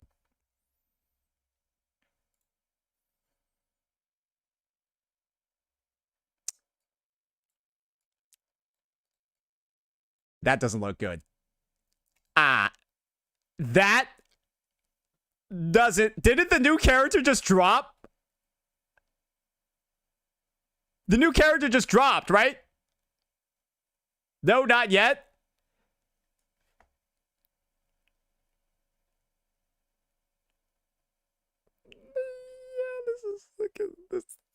This is just ZZZ level. This is like in between ZZZ and AKE. Like we saw ZZZ and AKE at the start of this video. This just looks like a combo between the two. And so, yeah, guys, another reason for why it might not be doing well in NA is because, well, Chaos, the new character, already dropped in CN because CN's permanently a week ahead. So, like, maybe that's also something that's, like, killing the space. If you want to be an ENCC, you got to play both games. You got to play in CN as well, so you got all the scoops on what's being added.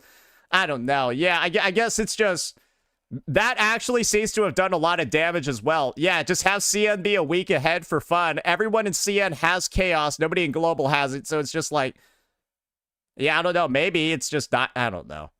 It's just goofy. Why? I don't know. They're retarded. Don't fucking ask me. It's like I don't ask the kid with Down syndrome why he... I'm gonna stop talking there. All right.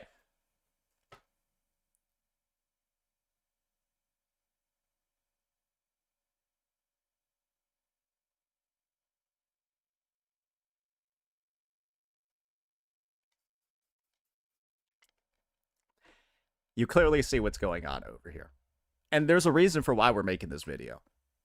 Because I have an admission to make. I am only playing one gacha game at the moment. I don't want to play only one gacha game at the moment. I'd love to play more of them. They're just all fucking bad except for Wuthering Waves. I'm sorry. I legitimately would like to play other games. I'd like other stuff to do. I don't play Woo-Wah enough to have it be my only game.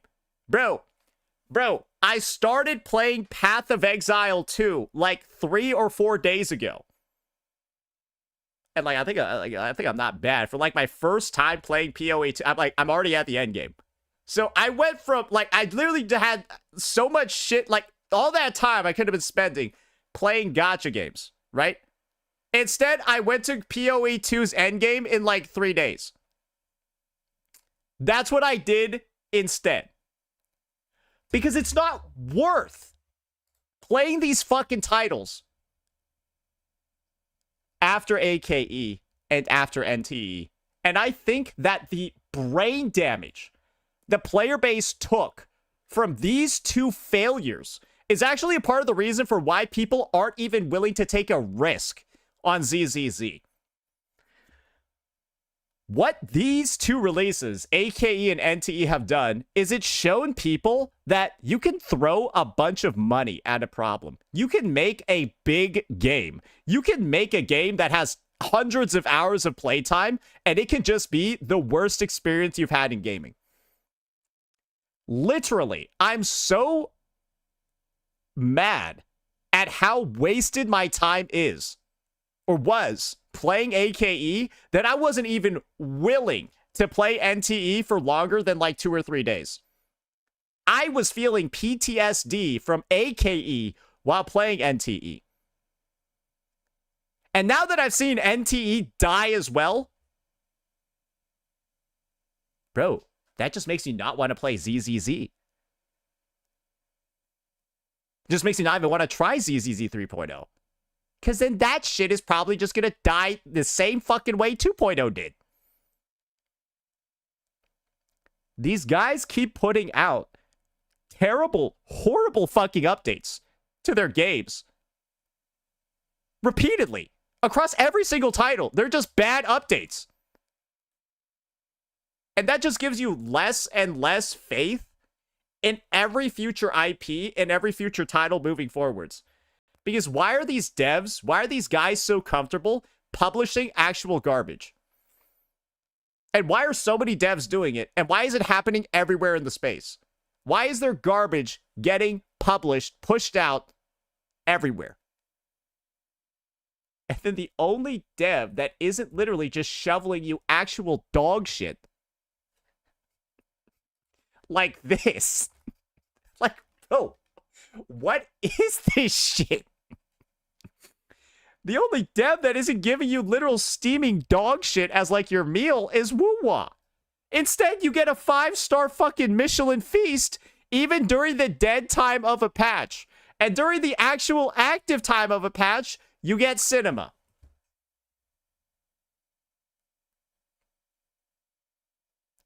It's just sad, bro. Because I think a lot of individuals, I think a lot of you guys are feeling the exact same way that I am. You're not really excited for any release. You're not really, like, excited for any new update from these games. You kind of just think, oh, okay, how'd they fuck it up this time? And then Gacha just feels dead. Every update feels dead. Nothing feels fun until the next Woo-Wah patch. And the next Woo-Wah livestream. And the next Woo-Wah drip. That's just all I feel like. I'd love to be excited about other stuff.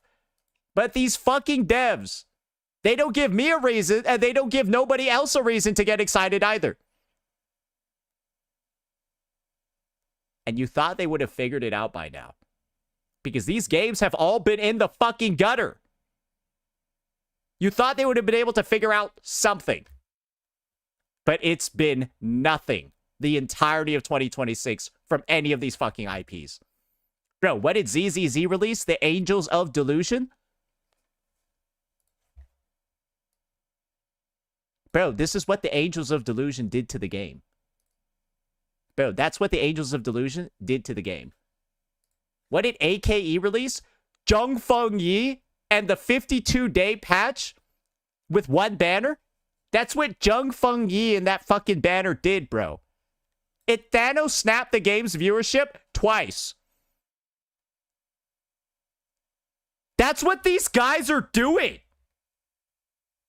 How the fuck can you be excited about Gacha when the devs are this shit?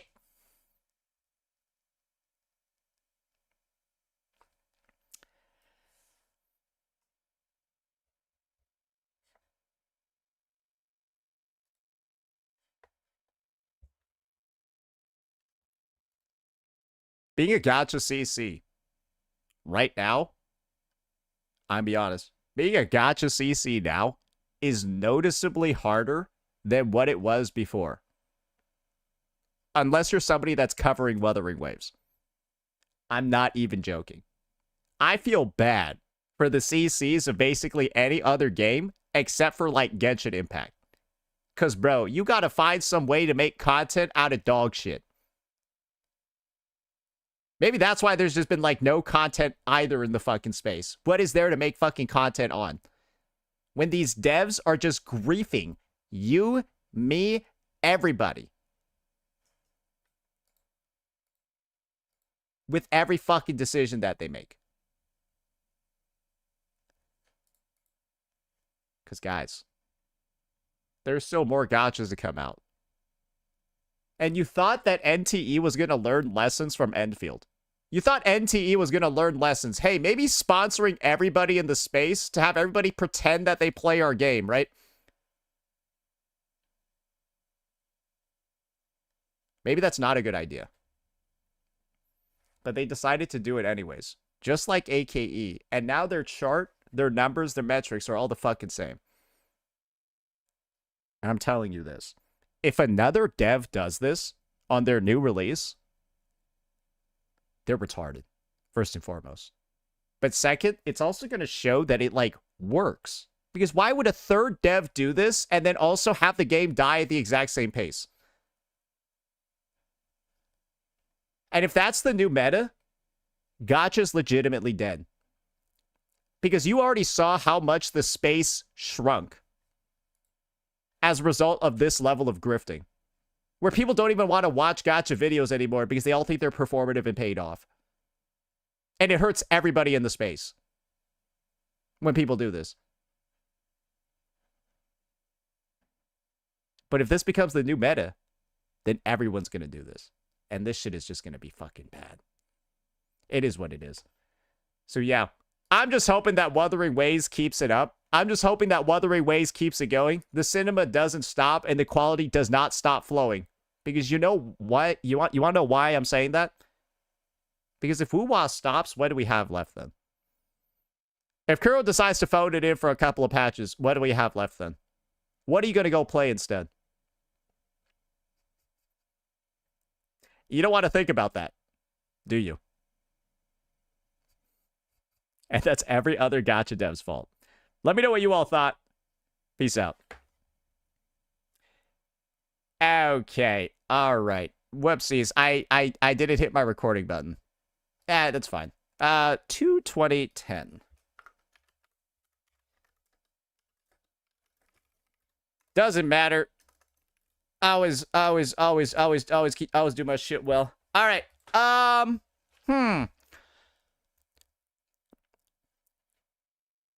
think we're pretty good. Fob is ZZZ biggest offender. What is this?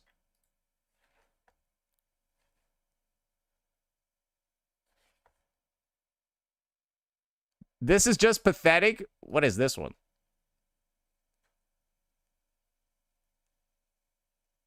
Genshin low-key rage baiting people who want skip button, but then again, their moon looks really good. I don't think this is an unfactual statement. I think their moon does look good. Yeah, but I guess if he's trying to farm, he ain't really even farming. So like it's just kind of like a pointless post. It's just kind of like a pointless post.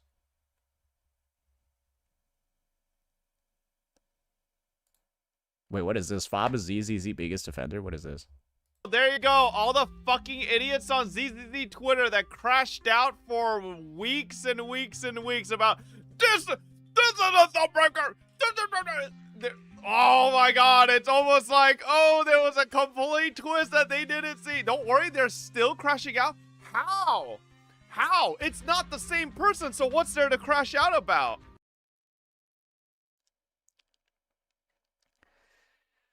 Is Fob retarded? So like Fob, imagine that like I was just like advertising a new game where you play as like a Warhammer 40k Space Marine. And like that's all you see in the advertising is this big bulky Space Marine just going around like shooting aliens and shit, right? And then you get in game and then you're playing like a lesbian.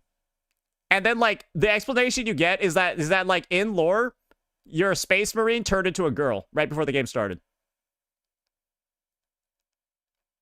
And you're like, guys, it's explained in the lore. Why are you still bitching about that? Like, why we're playing a lesbian? It was explained in the lore why she's a lesbian now. That's like literally what he's saying. He's like, guys, they did something super retarded, but like it's explained in the lore why it's retarded. So like, it can't be retarded anymore because they explained it. It's like the Genshin Natland stuff, where it's like, guys, why are you complaining about, like, this ancient dragon spirit coming out of nowhere and doing all this stuff? They explained why the ancient dragon spirit did this random fucking thing really badly, but it got explained in the lore.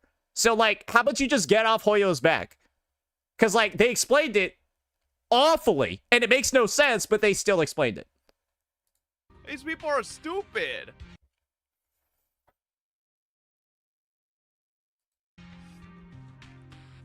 They'll never see this. They are LARPers. Wait, true.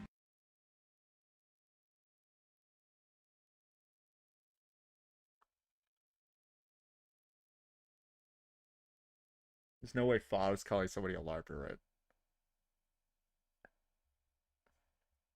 Dude, this guy literally played the ZZZ 2 point... Like, he did all the ZZZ 2 point whatever story in, like, the past, like, 10 days. Wait, like, what is he doing calling anybody else a LARPer when he literally rushed the story in the last 10 days? Like, the last, like, 10 versions. True. The design is ass. I will admit, I think the Sunbringer we saw... which one is she? She's, Eldrada? I think her design is the worst of the 3 Sunbringers that I've seen. Because the other one has a high ponytail, right? Dude, I don't even care. Bro, this is all the evidence I need. This patch sucks. If the patch wasn't bad, there'd be more people playing it still.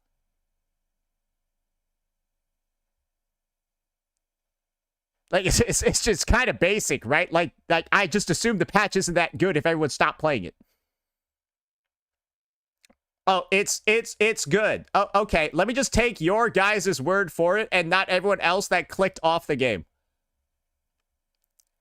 Yeah, I'll take the word of one guy in chat that's been defending Hoyo games the entire day. Yeah, he was in here defending Genshin Impact, and now he's here defending ZZZ 2. Bro, I can check your logs from today. Bro, your logs from today are diabolical. You were out here glazing the Genshin update, and now you're out here glazing ZZZ's update too. It's like... Bro, like, how about you give a reason? Because I'm giving you a reason for why it's not good. Nobody's playing it.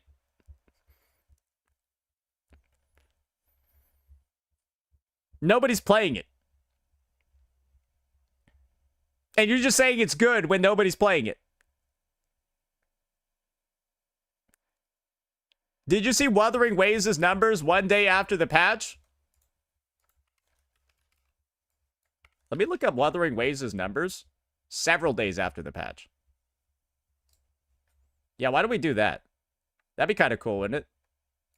Oh. Ah, shit. Ah, it's already... Oh, well... This is the average 7 days after the patch.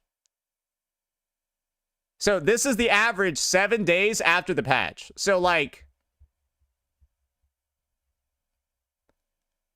So the average 7 days after the patch is higher than ZZZ 1 day after the patch. Oh, it's been 12 days? Oh, okay. So the last 7 day average, 5 days after the patch, is higher than ZZZ's day after. So this is taking the 7 day rolling average starting from 5 days after the patch.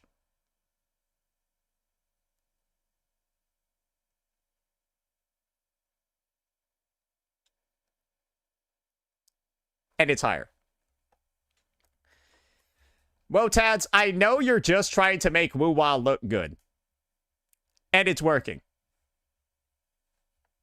Don't worry, it's working. I know you're just... Okay, like, it was at 5.4K, like, 3 minutes ago. It was literally at 5.3K, like, 2 minutes ago, bro. Like, what are we even doing here? Like, literally, this was just today. Bro, this was actually 10 minutes ago.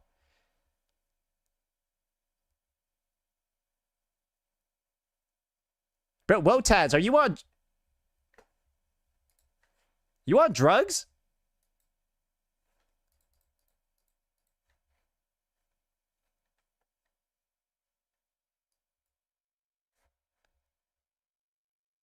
Woo-wah hit 3K 1 day after the patch. That was my point, but you're retarded.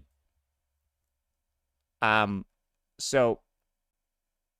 You're saying at one point it was 3,000 viewers across a 24-hour span of time? Wait, was that like what you're saying? Because, like, bro, if I look at the daily chart... Bro, when did the patch release? Bro, it's at 6K 1 day after... It's at 7K a day after the patch, you fucking... Bro, are you a fucking mongoloid? Bro, it says it right here. It says 7K a day after the patch. No, straight up, are you retarded, bro?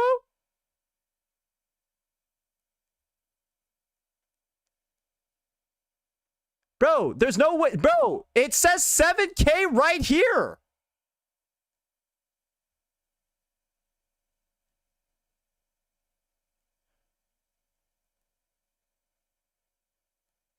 Bro, Wotads, what the fuck are you even saying?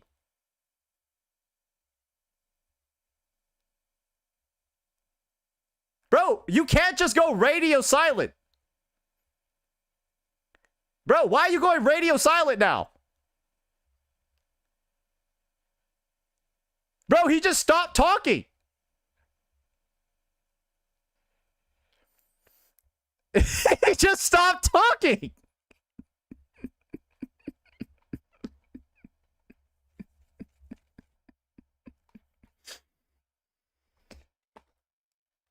Bro, why would you do that? Dude.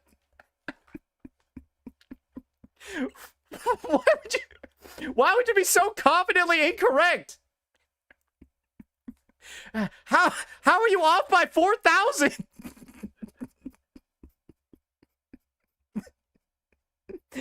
How are you off by like 150%?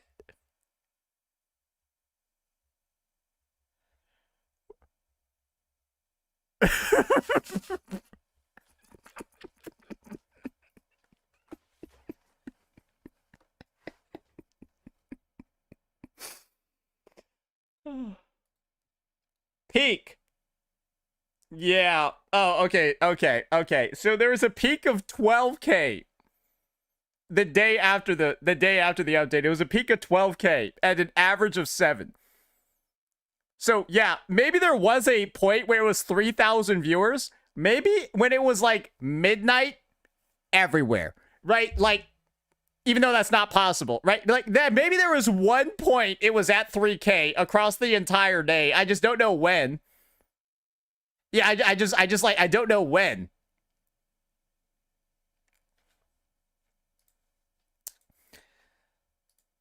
Okay, let's read this. You gotta be kidding me. With using Twitch as a metric when the site itself is heavily botted and when people do comments for Twitch drops, you're looking like a mouth breather. Okay. Did you just skip this entire segment over here that we did? So, like, I would just leave this on the screen over here. What do you have to say about the YouTube analytics then? Because, like, I literally had, like, a whole segment going off about why we combine the two metrics to come to a conclusion. Like literally, like this was like a whole point in like a whole point that you like completely went over your head. China for NTE is a week sooner.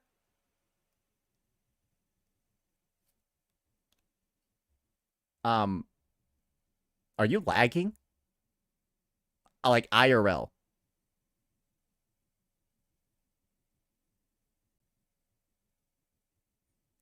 Like.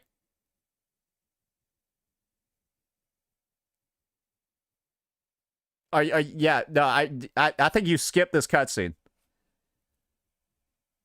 Nah, you 1,000% skipped this cutscene. I wouldn't be out here calling nobody a mouth breather when you this retarded.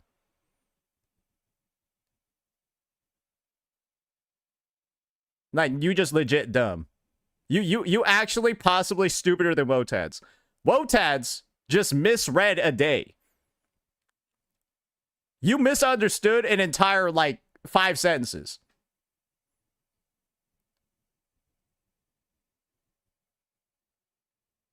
You say Twitch viewership equals player base. This is why you're on a Google Trends page right now, you fucking retard. Yeah, there's a Google Trends. This is not Twitch, you fucking retard. You brought up Twitch viewership as I'm showing you a Google Analytics page. This is why I'm calling you a fucking dipshit. I'm literally out here on Google Trends and you bring up Twitch numbers. So Google Trends equals player base and game income. Clip where I said that.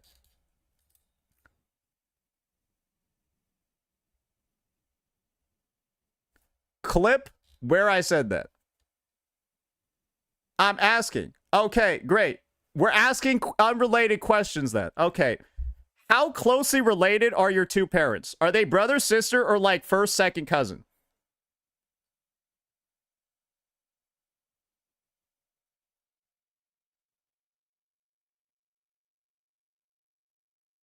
Can you answer that one? Because, like, your responses are implying you have disabilities. So that's why I'm asking if your parents are related. Your responses imply retardation. And, like, the craziest thing is, you didn't even answer my question. Like, dude, this guy's actually dumb. Wait, like, you didn't even answer my question either. I'm sorry. I can't. Nah, this guy is maliciously retarded. Nah, this guy is, like, maliciously retarded. What the fuck?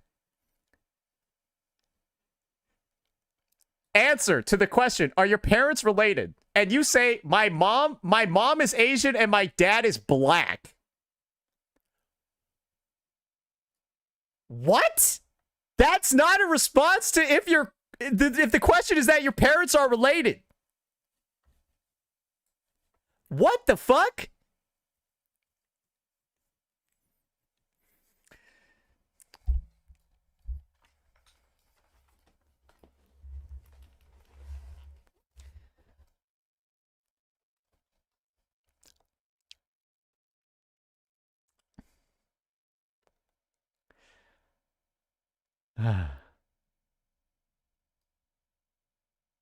Been a while since I've seen a live execution. Bro, what I don't even think I was doing anything, bro. Like, straight up. Dude, that guy was just dumb. Like, brought up a screen showing all 4 games and he only talks about NTE. Go to Google Trends and only talks about his Twitch numbers. What the fuck? Like, straight up, I've never seen somebody that was, like, not able to just understand anything. Just, dude, you gotta be insanely fucking dumb, bro. Dude, that guy 50 years ago, sorry, if that guy was alive like 2,000 years ago, bro, he would have been spawn killed. You already know that, like, modern society allows, like, certain people that would have been spawn killed to live. And then they just end up fucking everything up. Straight up. Straight up. Hey, I'ma just say this. There's a reason why in nature, some people, they just, like, some animals, they don't make it. Because if they did, they would bring down the rest of the pack. I'm just saying. No child left behind. Some of them should have been. That's all I'm gonna say. Hey, that's all I'm gonna say.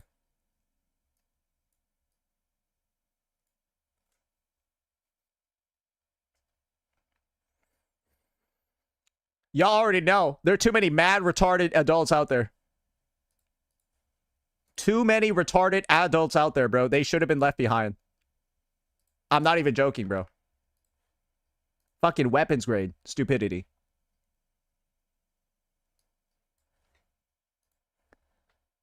Did you get my DM about where the leak is from in the Nigerian perspectives vid? Yeah, I did. No, that's a big one. Nah, that's actually a massive leak. I don't know why he put that one in the video. That one's like huge. Like it's like actually like a huge one. I don't know why you would put that one in there. That's like actually surprising. It's like probably one of the biggest leaks you could have in the update. It's questionable for sure. Questionable for sure. Got a second for a question? Oh boy. Oh boy. All right. All right. What's your question, Arikado? Oh boy. This is gonna be fun. Oh boy, this is gonna be fun. Can you think of a way to hide it? Yeah, have Nigerian perspective blur it in his fucking video himself. Yeah, have Nigerian perspective blur it in his fucking video himself, and then he can then I'll fucking watch the vid. The fuck. It's not my responsibility to fucking edit his video for him. The hell? Figure that shit out yourself, bro. It's not my responsibility. The fuck?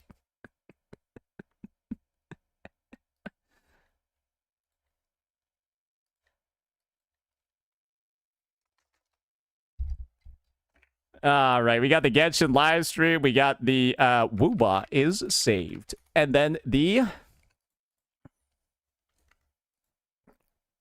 Wooba saved Gacha. That's looking very cool. And then we got 3.5. Awesome. All right, let me go take a look at my video numbers, boys. Let me go take a look at my video numbers real fast. Check out this schedule real quick. Okay. Okay.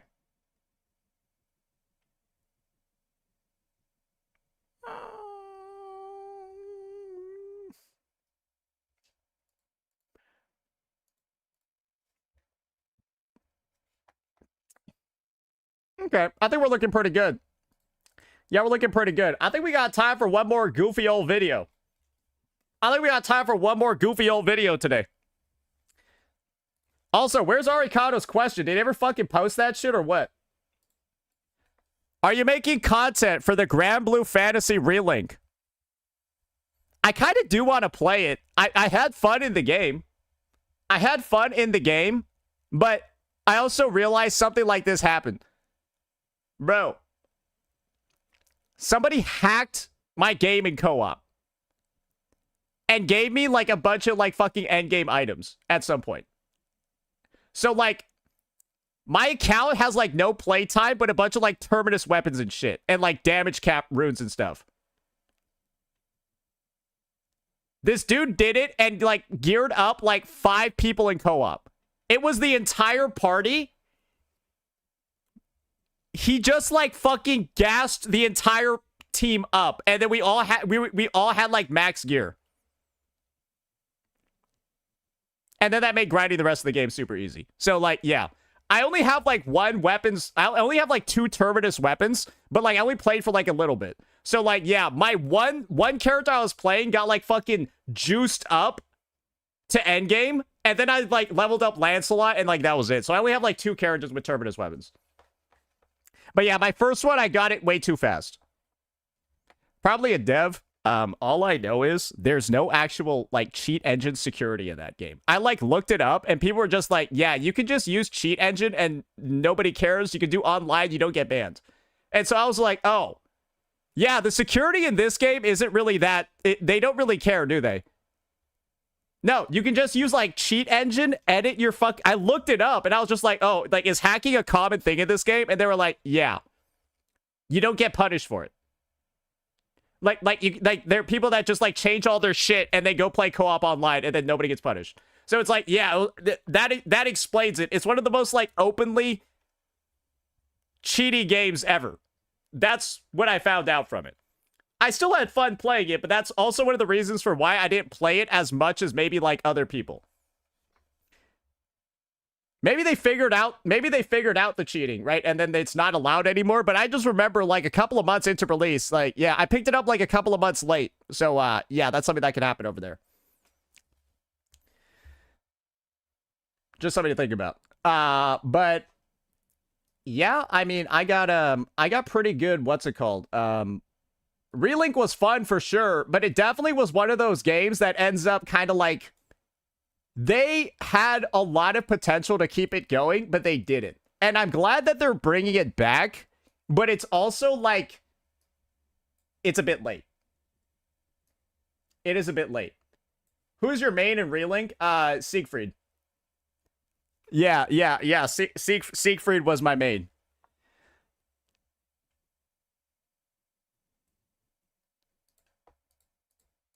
Yeah, you only play him if you're like good at the game. He's only for God gamers, by the way.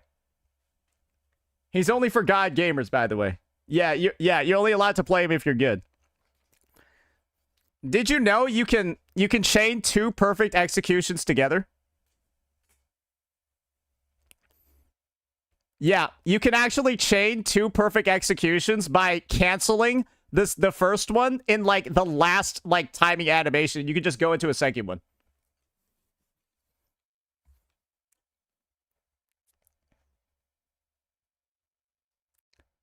Y'all don't even know what I'm talking about. Y'all don't even know what I'm talking about. That's because you're trash and you never played them. And that's not my problem. I bet all y'all do is play easy-ass characters. Yeah, I bet all y'all do is play easy-ass characters.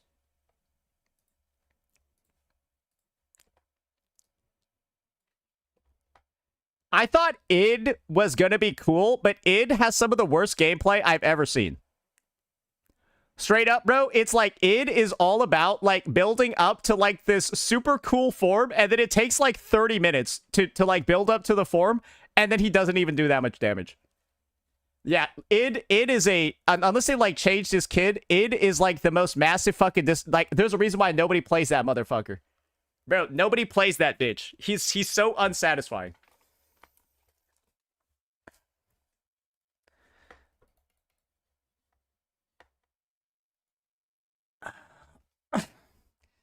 But yeah, we might do like a playthrough of the DLC. We might also do like a couple of like catch-up days. When is the DLC releasing?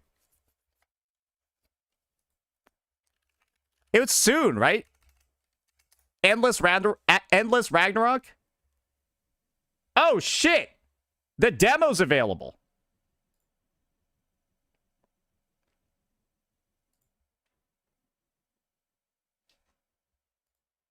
That's crazy. Okay, I don't want to watch this Spoderman link. Alrighty. I played every Cyberpunk collab to find the best one. People told me this is a good video. People told me this is a good video, actually. And even though it's a... Wait, does this have a paid promotion?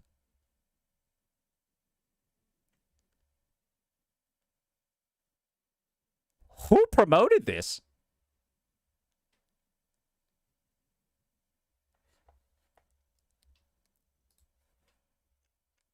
I don't think this is sponsored by Kuro. Then he'd have a link.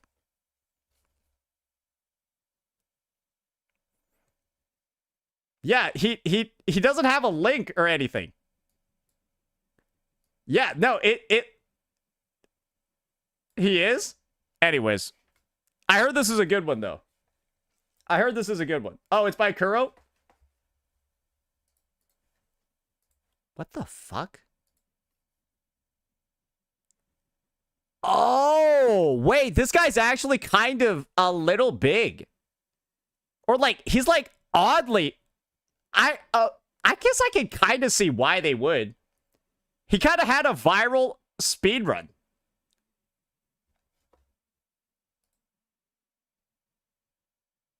Yeah, no, this... Wait, okay. I can kind of see why they did it, but it's also like... That is surprising for sure. Okay. I see why people are telling me to watch this one now. I bet it doesn't feel like a sponsored vid.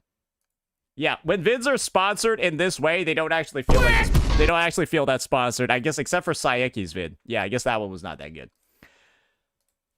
Alrighty, Ladies and gentlemen, we are back at it again with one of the most, I think, nondescript videos we've had in a while regarding the Cyberpunk collaboration, coming from a creator that you probably have all never heard of before. It's Arkadin over here, and he's actually sponsored by Kuro Games, a 9.91k sub channel. And the reason why I guess they sponsored him is because he had a bit of a viral 100% Cyberpunk speedrun that he did over here that I guess expanded over 28 hours. And that's kind of like, I guess, what he's like known for, just kind of like doing like some of these playthroughs. So no gacha vids, nothing actually like that gacha oriented at all. And so I guess we're going to get some gacha expose over here, a bit of a deep dive into all the different Cyberpunk collabs. And of course, Woo-Wah's one over here. Excited to see what this one is about. It is actually sponsored by Kuro Games once again, but a lot of people have been telling me to check this bad boy out. So we're going to do that right now.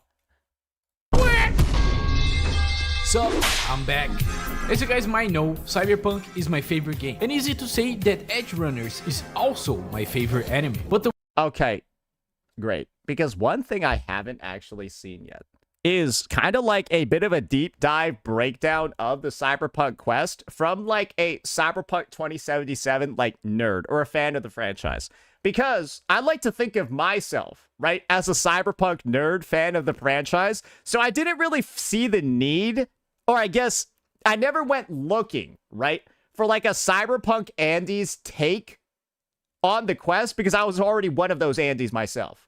The weirdest thing about these two are the collabs. Cyberpunk seems to be everywhere nowadays. So in today's video, I'm going to be investigating every single Cyberpunk collab I could find to figure out which one is the best. And also, I'm going to be ranking them based on fun, effort, and coolness. That's cool. Very well, I got some punks to cyber. First game on the list, the sponsor of this video, Wuthering Waves. And all they asked for was to be the first game that I would showcase in this video. And the very first thing you see when That's it? Wait, so there's no other rules. That's it. They just need to be the first game, and then whenever you open the game, it's Lucy from Cyberpunk. Oh. Great. So I guess he could. I'm excited to see what he's gonna say then. Oh, look at that, Rebecca for free. Wow. After just joining into the game, That actually does play when you unlock her. Yeah. No, the convenient animation does play when you unlock her. So yeah. Went straight to the training room to test out Rebecca. Alright, let's see Rebecca. Alright, basic attack. Where I tested her guns. Alright, bro, why does Rebecca seem so OP? What the hell? Pause. I forgot to tell you guys what Wuthering Waves is about. I wonder how shit this guy is going to be at the game, because I don't think he's ever even played anything like this before. Elden Ring, but instead of creepy things, it's anime things. The hell, we're just farming aura right now. You go around, kill monsters, and kill bosses. Also, this game has a fuck ton of lore and cinema cutscenes. Back to Cyberpunk. I checked her abilities. Ah, so Hunter's mode, you get her shotgun. Alright, just this. Guys, I don't think playing Elden Ring even gets you slightly equipped to play this game. What? I know there are some people saying that, like, like, yeah, no, definitely, like, yeah, if you played Elden Ring, he's got to know how to play. No, come on. Billion damage. And her ult. I think she gets a machine gun, right? I like it. I like it. Rebecca's pretty fun. After that, I did pretty much the same thing, but look, it's actually Lucy. It looks exactly like Lucy, to be honest.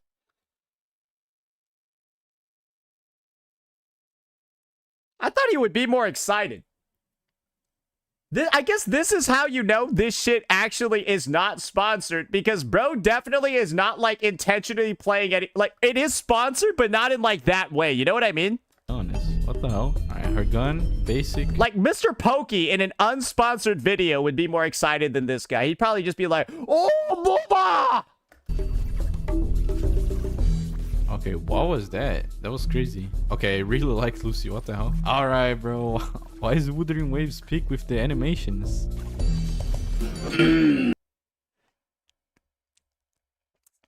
Be honest, you guys don't ever actually see that in gameplay. Okay, what was that? You're too busy spamming her. You're too busy spamming her basic attacks.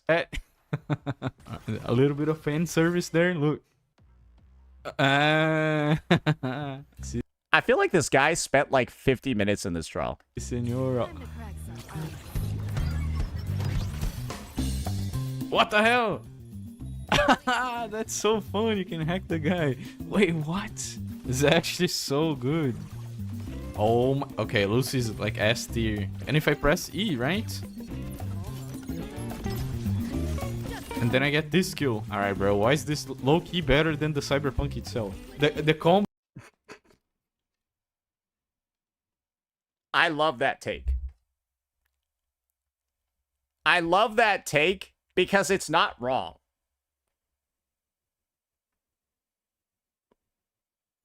And I think this is truly where the, like, mainstream appeal of Wuthering Waves starts coming through. This is, like, the moment that I was waiting for. Right?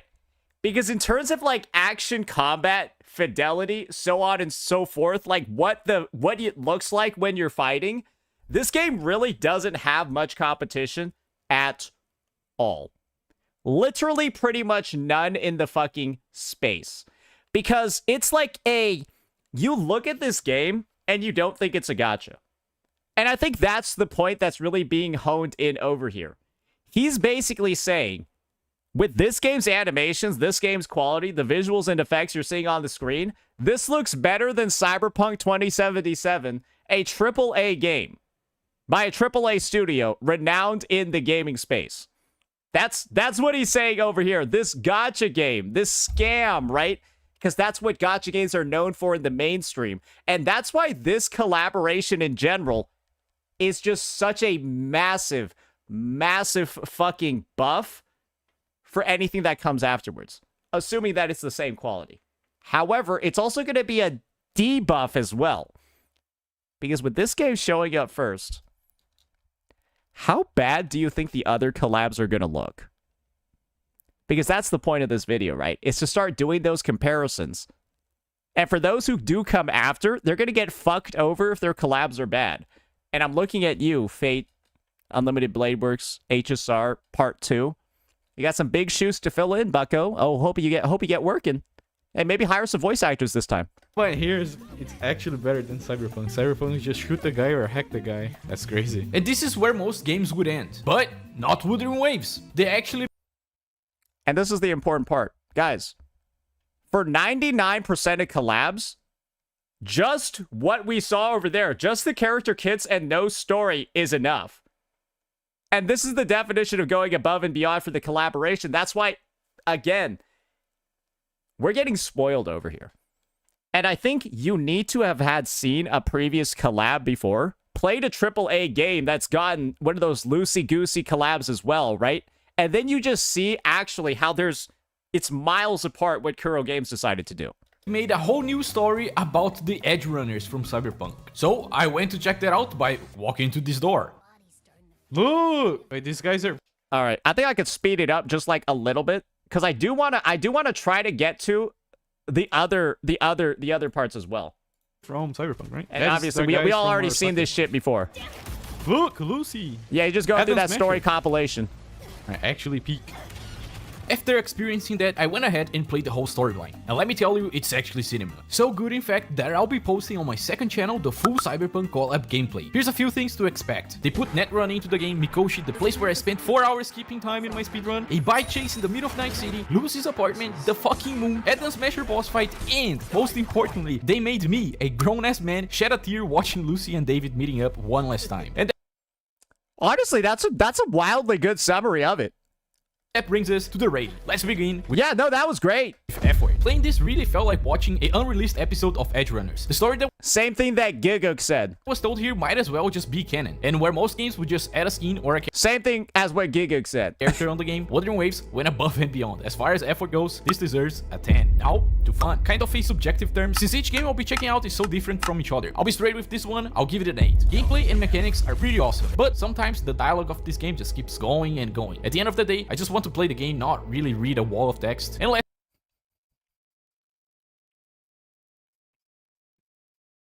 hey, at least he's being honest, right? He has ADHD. Cool. The most subjective rating. This game gets a 9, but it can easily go to a 10. What's missing to get a 10? I really want to play as David. That's it.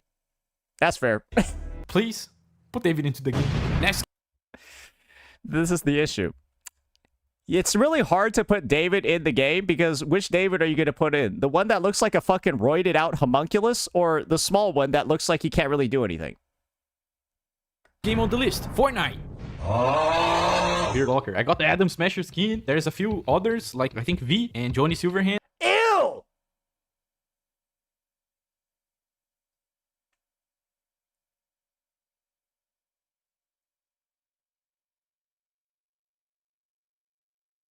Ugh! But the way... So remember what I said before about for those who come after? Yeah. The Fortnite shop works. It's kind of random. You either get the thing you're looking for, Adam Smasher looks good though. or you don't. Oh, But shit. like, wow, that V is disgusting. Dude, why the low poly? The low poly bus. All right, I don't know how to play Fortnite. Oh my god, my game's all on low poly. All right, boys, subscribe so I can buy a better PC. Holy shit. Wait, is that low poly or am I fucked? All right, bro. Actually, subscribe so I can buy a better PC. Bro, this game looks like a fucking joke, bro. Like, what is he? Is he descending fuck is now this? onto like a Mexican I flag will- while like covered in snowflakes 100% while right. like at Game's, the like, full Deca of children. Hotel It's and he's third like party. wielding like a fucking. Easy third party? Why is there so many things popping up?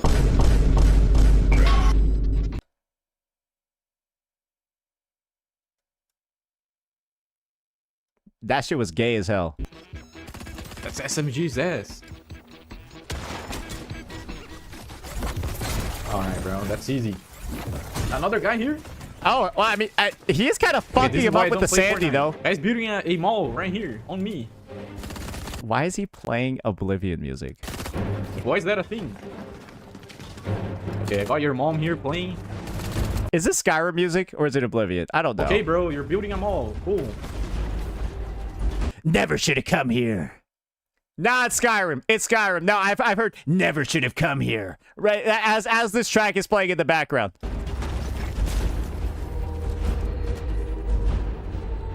Who is this guy?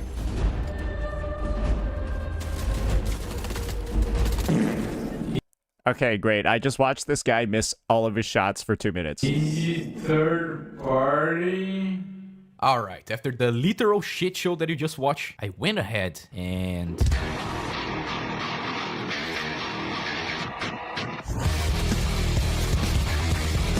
This game's too easy, bro. Okay, alright. Okay, alright. Slow down, buddy boy. The Infinity Blade has been playing. What the fuck does that mean? He's playing against bots.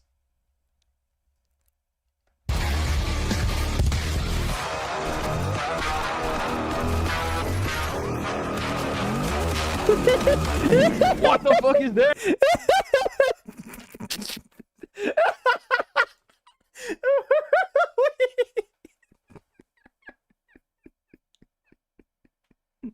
Wait, I feel like you gotta be mad shit to die there. What happened? Wait, what happened? What? What just happened? Wait, so let me just. So he gets the jump on a guy that's in the middle of looting. So like he should already have killed this guy already. Like, bro, you get the jump on a guy. They're like dead in these types of games 99 times out of 10.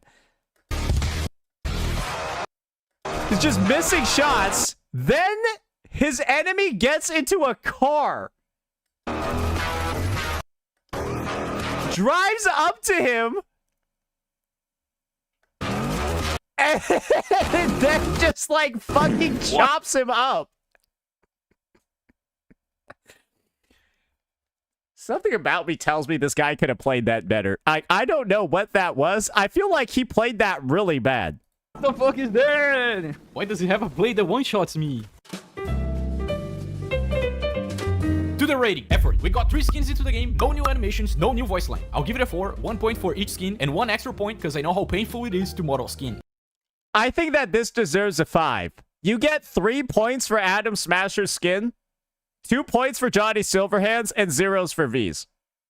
Sorry, no, it is a 4. You get 3 points for Adam Smasher, 1 point for Johnny Silverhand, and 0 for V. No, sorry, it's 3 points, V's a -1. Now, to fun. It's Fortnite. I'll give it an 8. Lastly, cool. This gets a 5. We got characters in the game, and that's it. Just a skin. Here's a few games I couldn't get the footage of. Rocket League. We got 1 car skin. However, you had only 1 day to buy it, and then it got removed from the game, making retarded. It one of the rarest skins in the game. Second, Forza. I would have to buy the game on Axelop app and not on Steam, so enjoy the trailer. Third, Deadlock. Not a collab, but someone made a mod and put Johnny Silverhand onto the game. Pretty fun. Next game, Arena Breakout, and they have fucking speed running over there. Burn Punk. I don't know what he does. Judy thing. I think car collabs are the most. This is my personal take. I think car collabs are like fucking fake, bro. I feel like it's really. I feel like it's some of the most low. Like it's kind of just like low. If it's like just the car from a game, it feels kind of low effort to me. I'm going to be honest. Hailstrom AK. That's pretty cool. I want this one. Is this Adigo? This is the game where you get into a match. Shit. Prepare for combat. And you shoot people. Collect stuff. What the fuck? Not gonna lie, that bolt rifle sounded really good. That is so much money. All right, bro, we need to leave. Get scared. Oh shit, I'm scared. What if someone shows up? And extract with stuff. Wow, we extracted. To get the cyberpunk things, I need to collect this thing. So I went into a match and Ugh. get fucked. Let me reload. I love this gun. I love feeling like a cowboy.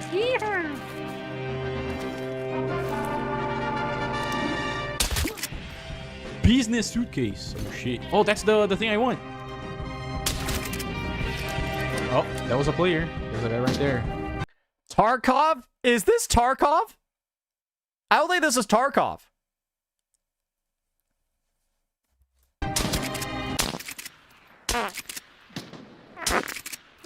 I think it's similar. Killed 3 players. What? Car L. Oh, shit. I think you were better with the other gun, brother. That is someone, right? I killed 5 people. Hey, I'm not gonna lie, this guy's not bad. Am I like a Chad or something? I want a skateboard. What the fuck? Yeah, this guy's mad. Yo, this guy's so mad decent with the shooting. Look, 8 guys and 5 operators. I'm surprised he was so dog shit at Fortnite. How good am I? Just saying, that gameplay was kind of embarrassing. I have 1. Man, what the hell? I need to get 40 of these?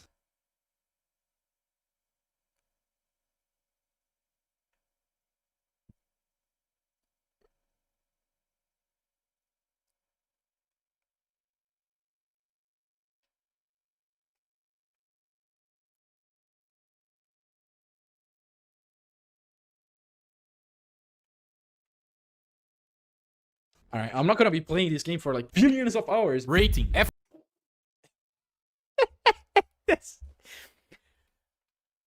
Same, bro. Yo, same. Yeah, like, bro. Because, like, bro, imagine that you have it and you're about to extract and then you die. And you lose it. 4. They have more, like, oh god, more bro. stuff than Fortnite, but everything kind of whack. Fun. 8 as well. This game is fun. What can I say? Cool. This is the least cool collab. If instead of a Deagle with a skin, it was actual Johnny's gun, it would be cool. The way it's done, I guess a 2. Next game is. I think that's fair. Honestly, that just seems like I think you're more so just like viewing that collab as a, if you get it, cool, but it's no skin off my back if I don't. Because, like, yeah, that's way too much to grind. Baltro. This game is pretty fun, but I really could not find a way to make this game look fun on a video. Some games are really made to be played and not watched. This is the Cyberpunk collab. Some games are made to be played and not watched.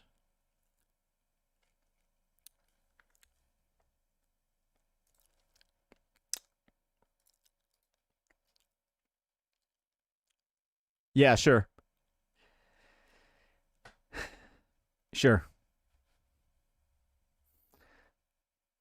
I'll raise you another, though. Yeah, some games are meant to be neither played nor watched. Those are rare. Is your customized deck, and here it is, Cyberpunk. 3 cards, Johnny, Jack, and Rogue. I'll cut this game some slack since the whole game was made by one singular guy. The rating, effort, 2, just 3 cards, that's it. Fun, 8. Look, I promise the next game is not gonna be an 8. Cool, 5. The fact Bro speed ran this one. He was just like, yeah, the game's fun, but I'm not gonna show any of it because it doesn't look fun. that a singular dev took his time to put this into the game. It's pretty cool. Guilty Gear, spoiler. What the fuck? He was done with that in like, in literally 30 seconds. Ahead, I suck big baboon balls at this game. Arc system war. Now he's talking about big baboon balls? I sure hope it does. Tutorial, yes. Mankind knew that they cannot change society. So instead of reflecting on themselves, they blamed the beasts, heaven or hell. Damn, heaven or hell. What the fuck is this? I need a controller, bro. I can't play fighting games with the keyboard. This is so ass. Okay, I'm pressing every button. This is my personal take on fighting games. I don't like playing them. I think fighting games are low-key, like, to me, at the very least, low-key, like, one of the worst games ever. I did a tutorial to know what the hell was going on this game, but, yeah, bro, this is, like... Fighting games, to me, like, embody this. And if you like them, no issue. I'm just going to think of you as a certain type of person. Fighting games, at least in my opinion, are about, like, how much you can, like, pretend to be a better person than the other guy. It's, like, literally, that's what, like, the genre of game was almost, like, designed for. How much can I, like, pretend to be, like, just better at something than someone? Because, like, the basis of a fighting game is that you've got to put in this bullshit input to just do a regular attack that you just got to spend time memorizing. And it's just hard for no reason. Imagine if a MOBA, if you wanted to cast Lee Sin's Q, you had to shove your fist up your ass before pressing the button. That's like what a fighting game feels like. It's like a MOBA, but to cast the regular abilities, you need to do some retarded shit. Like, imagine if you wanted to use Lee Sin's ult, you had to input like 7 buttons.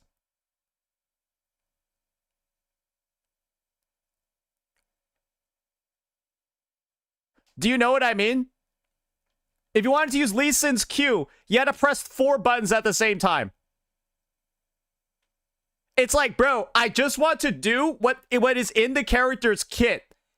I want to have a button to press, and then I do the Shoryuken. I don't want to be out here pressing 7 buttons to do 1 move. What the fuck is that shit? And that, to me, when the entire game is built off of you simply just memorizing a bunch of unnecessary bullshit, and then the barrier to entry is also memorizing all this unnecessary dog shit, and it's just like, oh, yeah, I just beat you because I know these 17 million unique inputs to do all the moves in this game. And it's like, awesome, great. I love that you enjoyed spending your time learning the inputs of every single character. And that's why I say it's like pretending to be better than somebody. Because you get better at the game through, like, retarded busy work. It's the same as learning a MOBA? No, it's not. It would be the same as learning a MOBA, where if to cast a MOBA character's ability, you have to do the same input as, like, a fucking Hadouken. Press 5 buttons to use Lee Sin's Q. And then people are like, oh, you don't want to do that? Like, you get what I mean, right? I just don't like fighting games because they have an unnecessary barrier to entry that just have people pretending that they, like, that they put in, like, work just to, like, memorize a bunch of bullshit. I think it's retarded. All right, bro. I don't care. I wanna play as Lucy. Where's Lucy? There she is. Hadouken's an easy input. Is it 1 button? Do I press a button and a Hadouken comes out? Yes or no? I press Q and aim it, and my Lee Sin Q comes out in League of Legends. Oh, so Hadouken is 4 buttons. Oh, okay, great. Okay, so a Hadouken is 4 buttons. Ease of use. Super difficult. Let's fucking go. What the hell? Her tits are out. Wait, they just showed those in game?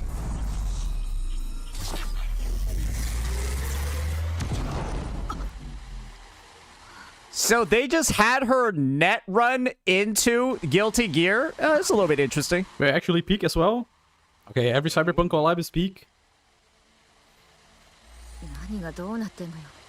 Oh, she's Chinese, Japanese again. Okay, yeah, I'm always racist. And then they just fight? Okay, that's kind of base. What the fuck? I don't know how to play Lucy. Alright, bro. Wait, what did I do? Shit's OP. Okay, I'm losing. This is why fighting games aren't fun. If you don't know exactly how to do everything in your character's kit, it's just like, oh, okay, great. I'm just going to be sitting here doing random ass inputs where I just like fucking crouch down and like use this one attack. Like, it's just the worst gameplay experience I've ever seen. It's like they don't want people to play the game.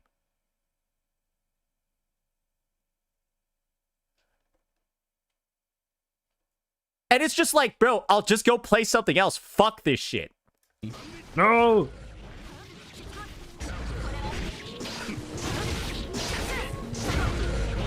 Wait, I'm gonna win. Just say you're bad at them, it's fine.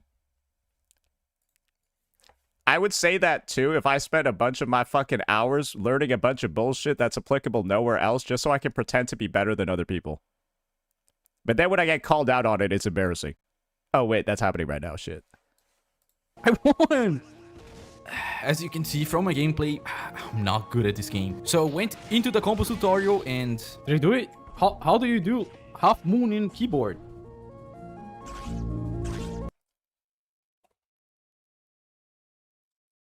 This is the app. This will be 99% of people's gameplay experience. And guess what? This makes nobody want to play the game.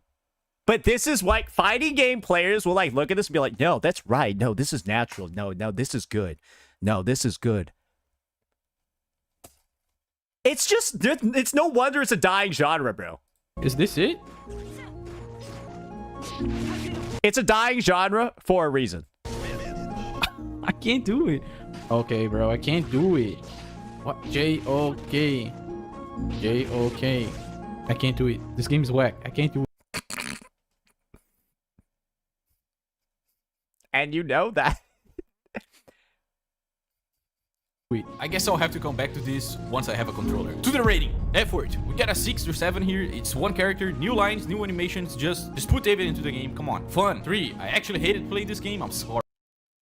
It's impossible to play with a keyboard, but the way I played was not fun. Cool. 8. This game is cool. Add Cyberpunk character, even cooler. And that brings us to the winner of the Cyberpunk. That's how I'd rate it too. Collabs. But first, if you like this kind of a video, you might like R2, my other channel where I post stuff like this. And I got a few bangers there already, like this Minecraft video, that in all honesty should be an Art 1 video. I don't know why I posted there. Alright, the winner is Wuthering Waves. If you Obviously, I mean, was it even a fucking competition? Y'all already knew that from the start. But this is the extent of collabs.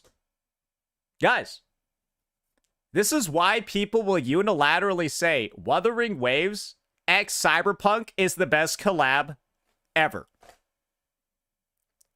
It's the best gacha one. Easily. And it's the best show me. I will put out an open challenge to all y'all motherfuckers. Show me a better gaming collab. Just show me a better collab in like AAA anything. Any fucking IP.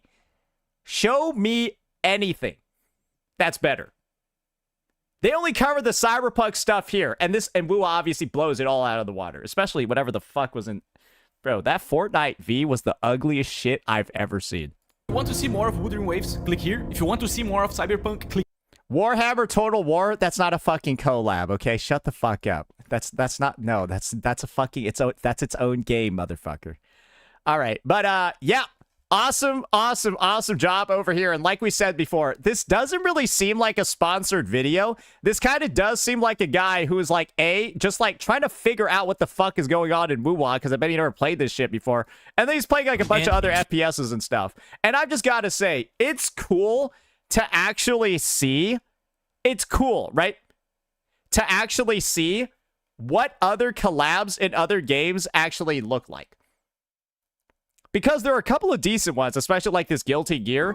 But the extent of collabs in a lot of cases, bro, it's very, very minor stuff. It's very, very, very like low scope, easy to put in things that can be done in a relatively short time basis. This collab was cooking for a year. Cooking for a whole goddamn year. And they over-delivered.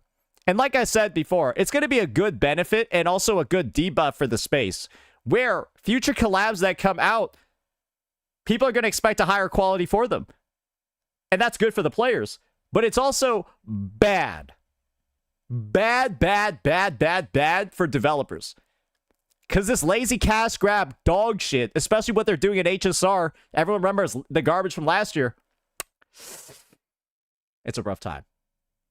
It's a rough time to be a gacha developer who's spending more money on nuclear reactors than on the games itself. And we're gonna be seeing some crazy shit in the future. Let me know what you all thought. Peace out. All right. That one is looking pretty good over there, too.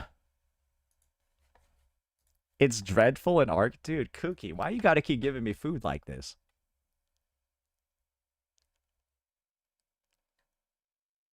I'm gonna let this one cook.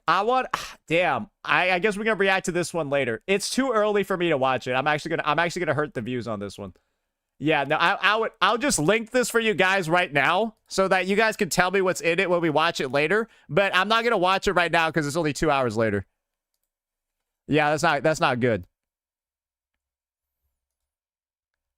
Hoyoverse is aching. I don't, bro. Bro, he just. They're making an anime division. Bro, how long did he watch this fucking FPS? Shut the fucking Christ, MTash. Oh my god, bro. Oh my god. Oh my god. He made a whole video on that part. Can I link you this? Okay, if this link is shitty, I'm gonna put you in timeout, bro.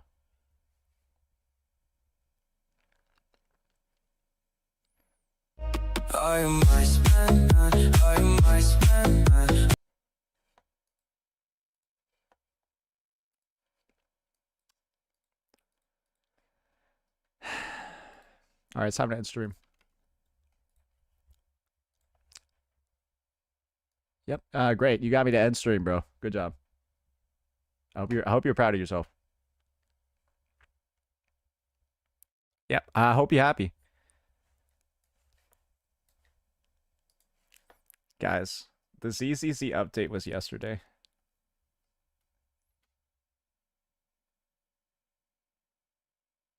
Guys, the ZZZ update was yesterday, bro.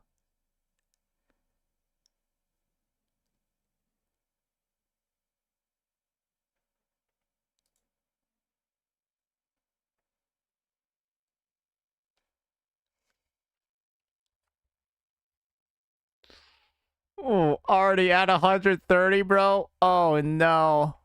Oh, no. Hey, where's ALG, bro? Where this motherfucker ALG at, bro? Hey, let's go spread some support. Where they at, though? Hey, log on, bitch. Bitch, log on. Where you at? Bitch, where you at? Log on. All right, well, I literally don't see nobody to raid right now, bro. It's gone. We gone out here. It's ogre. So, yeah, I'll see all y'all later. Peace.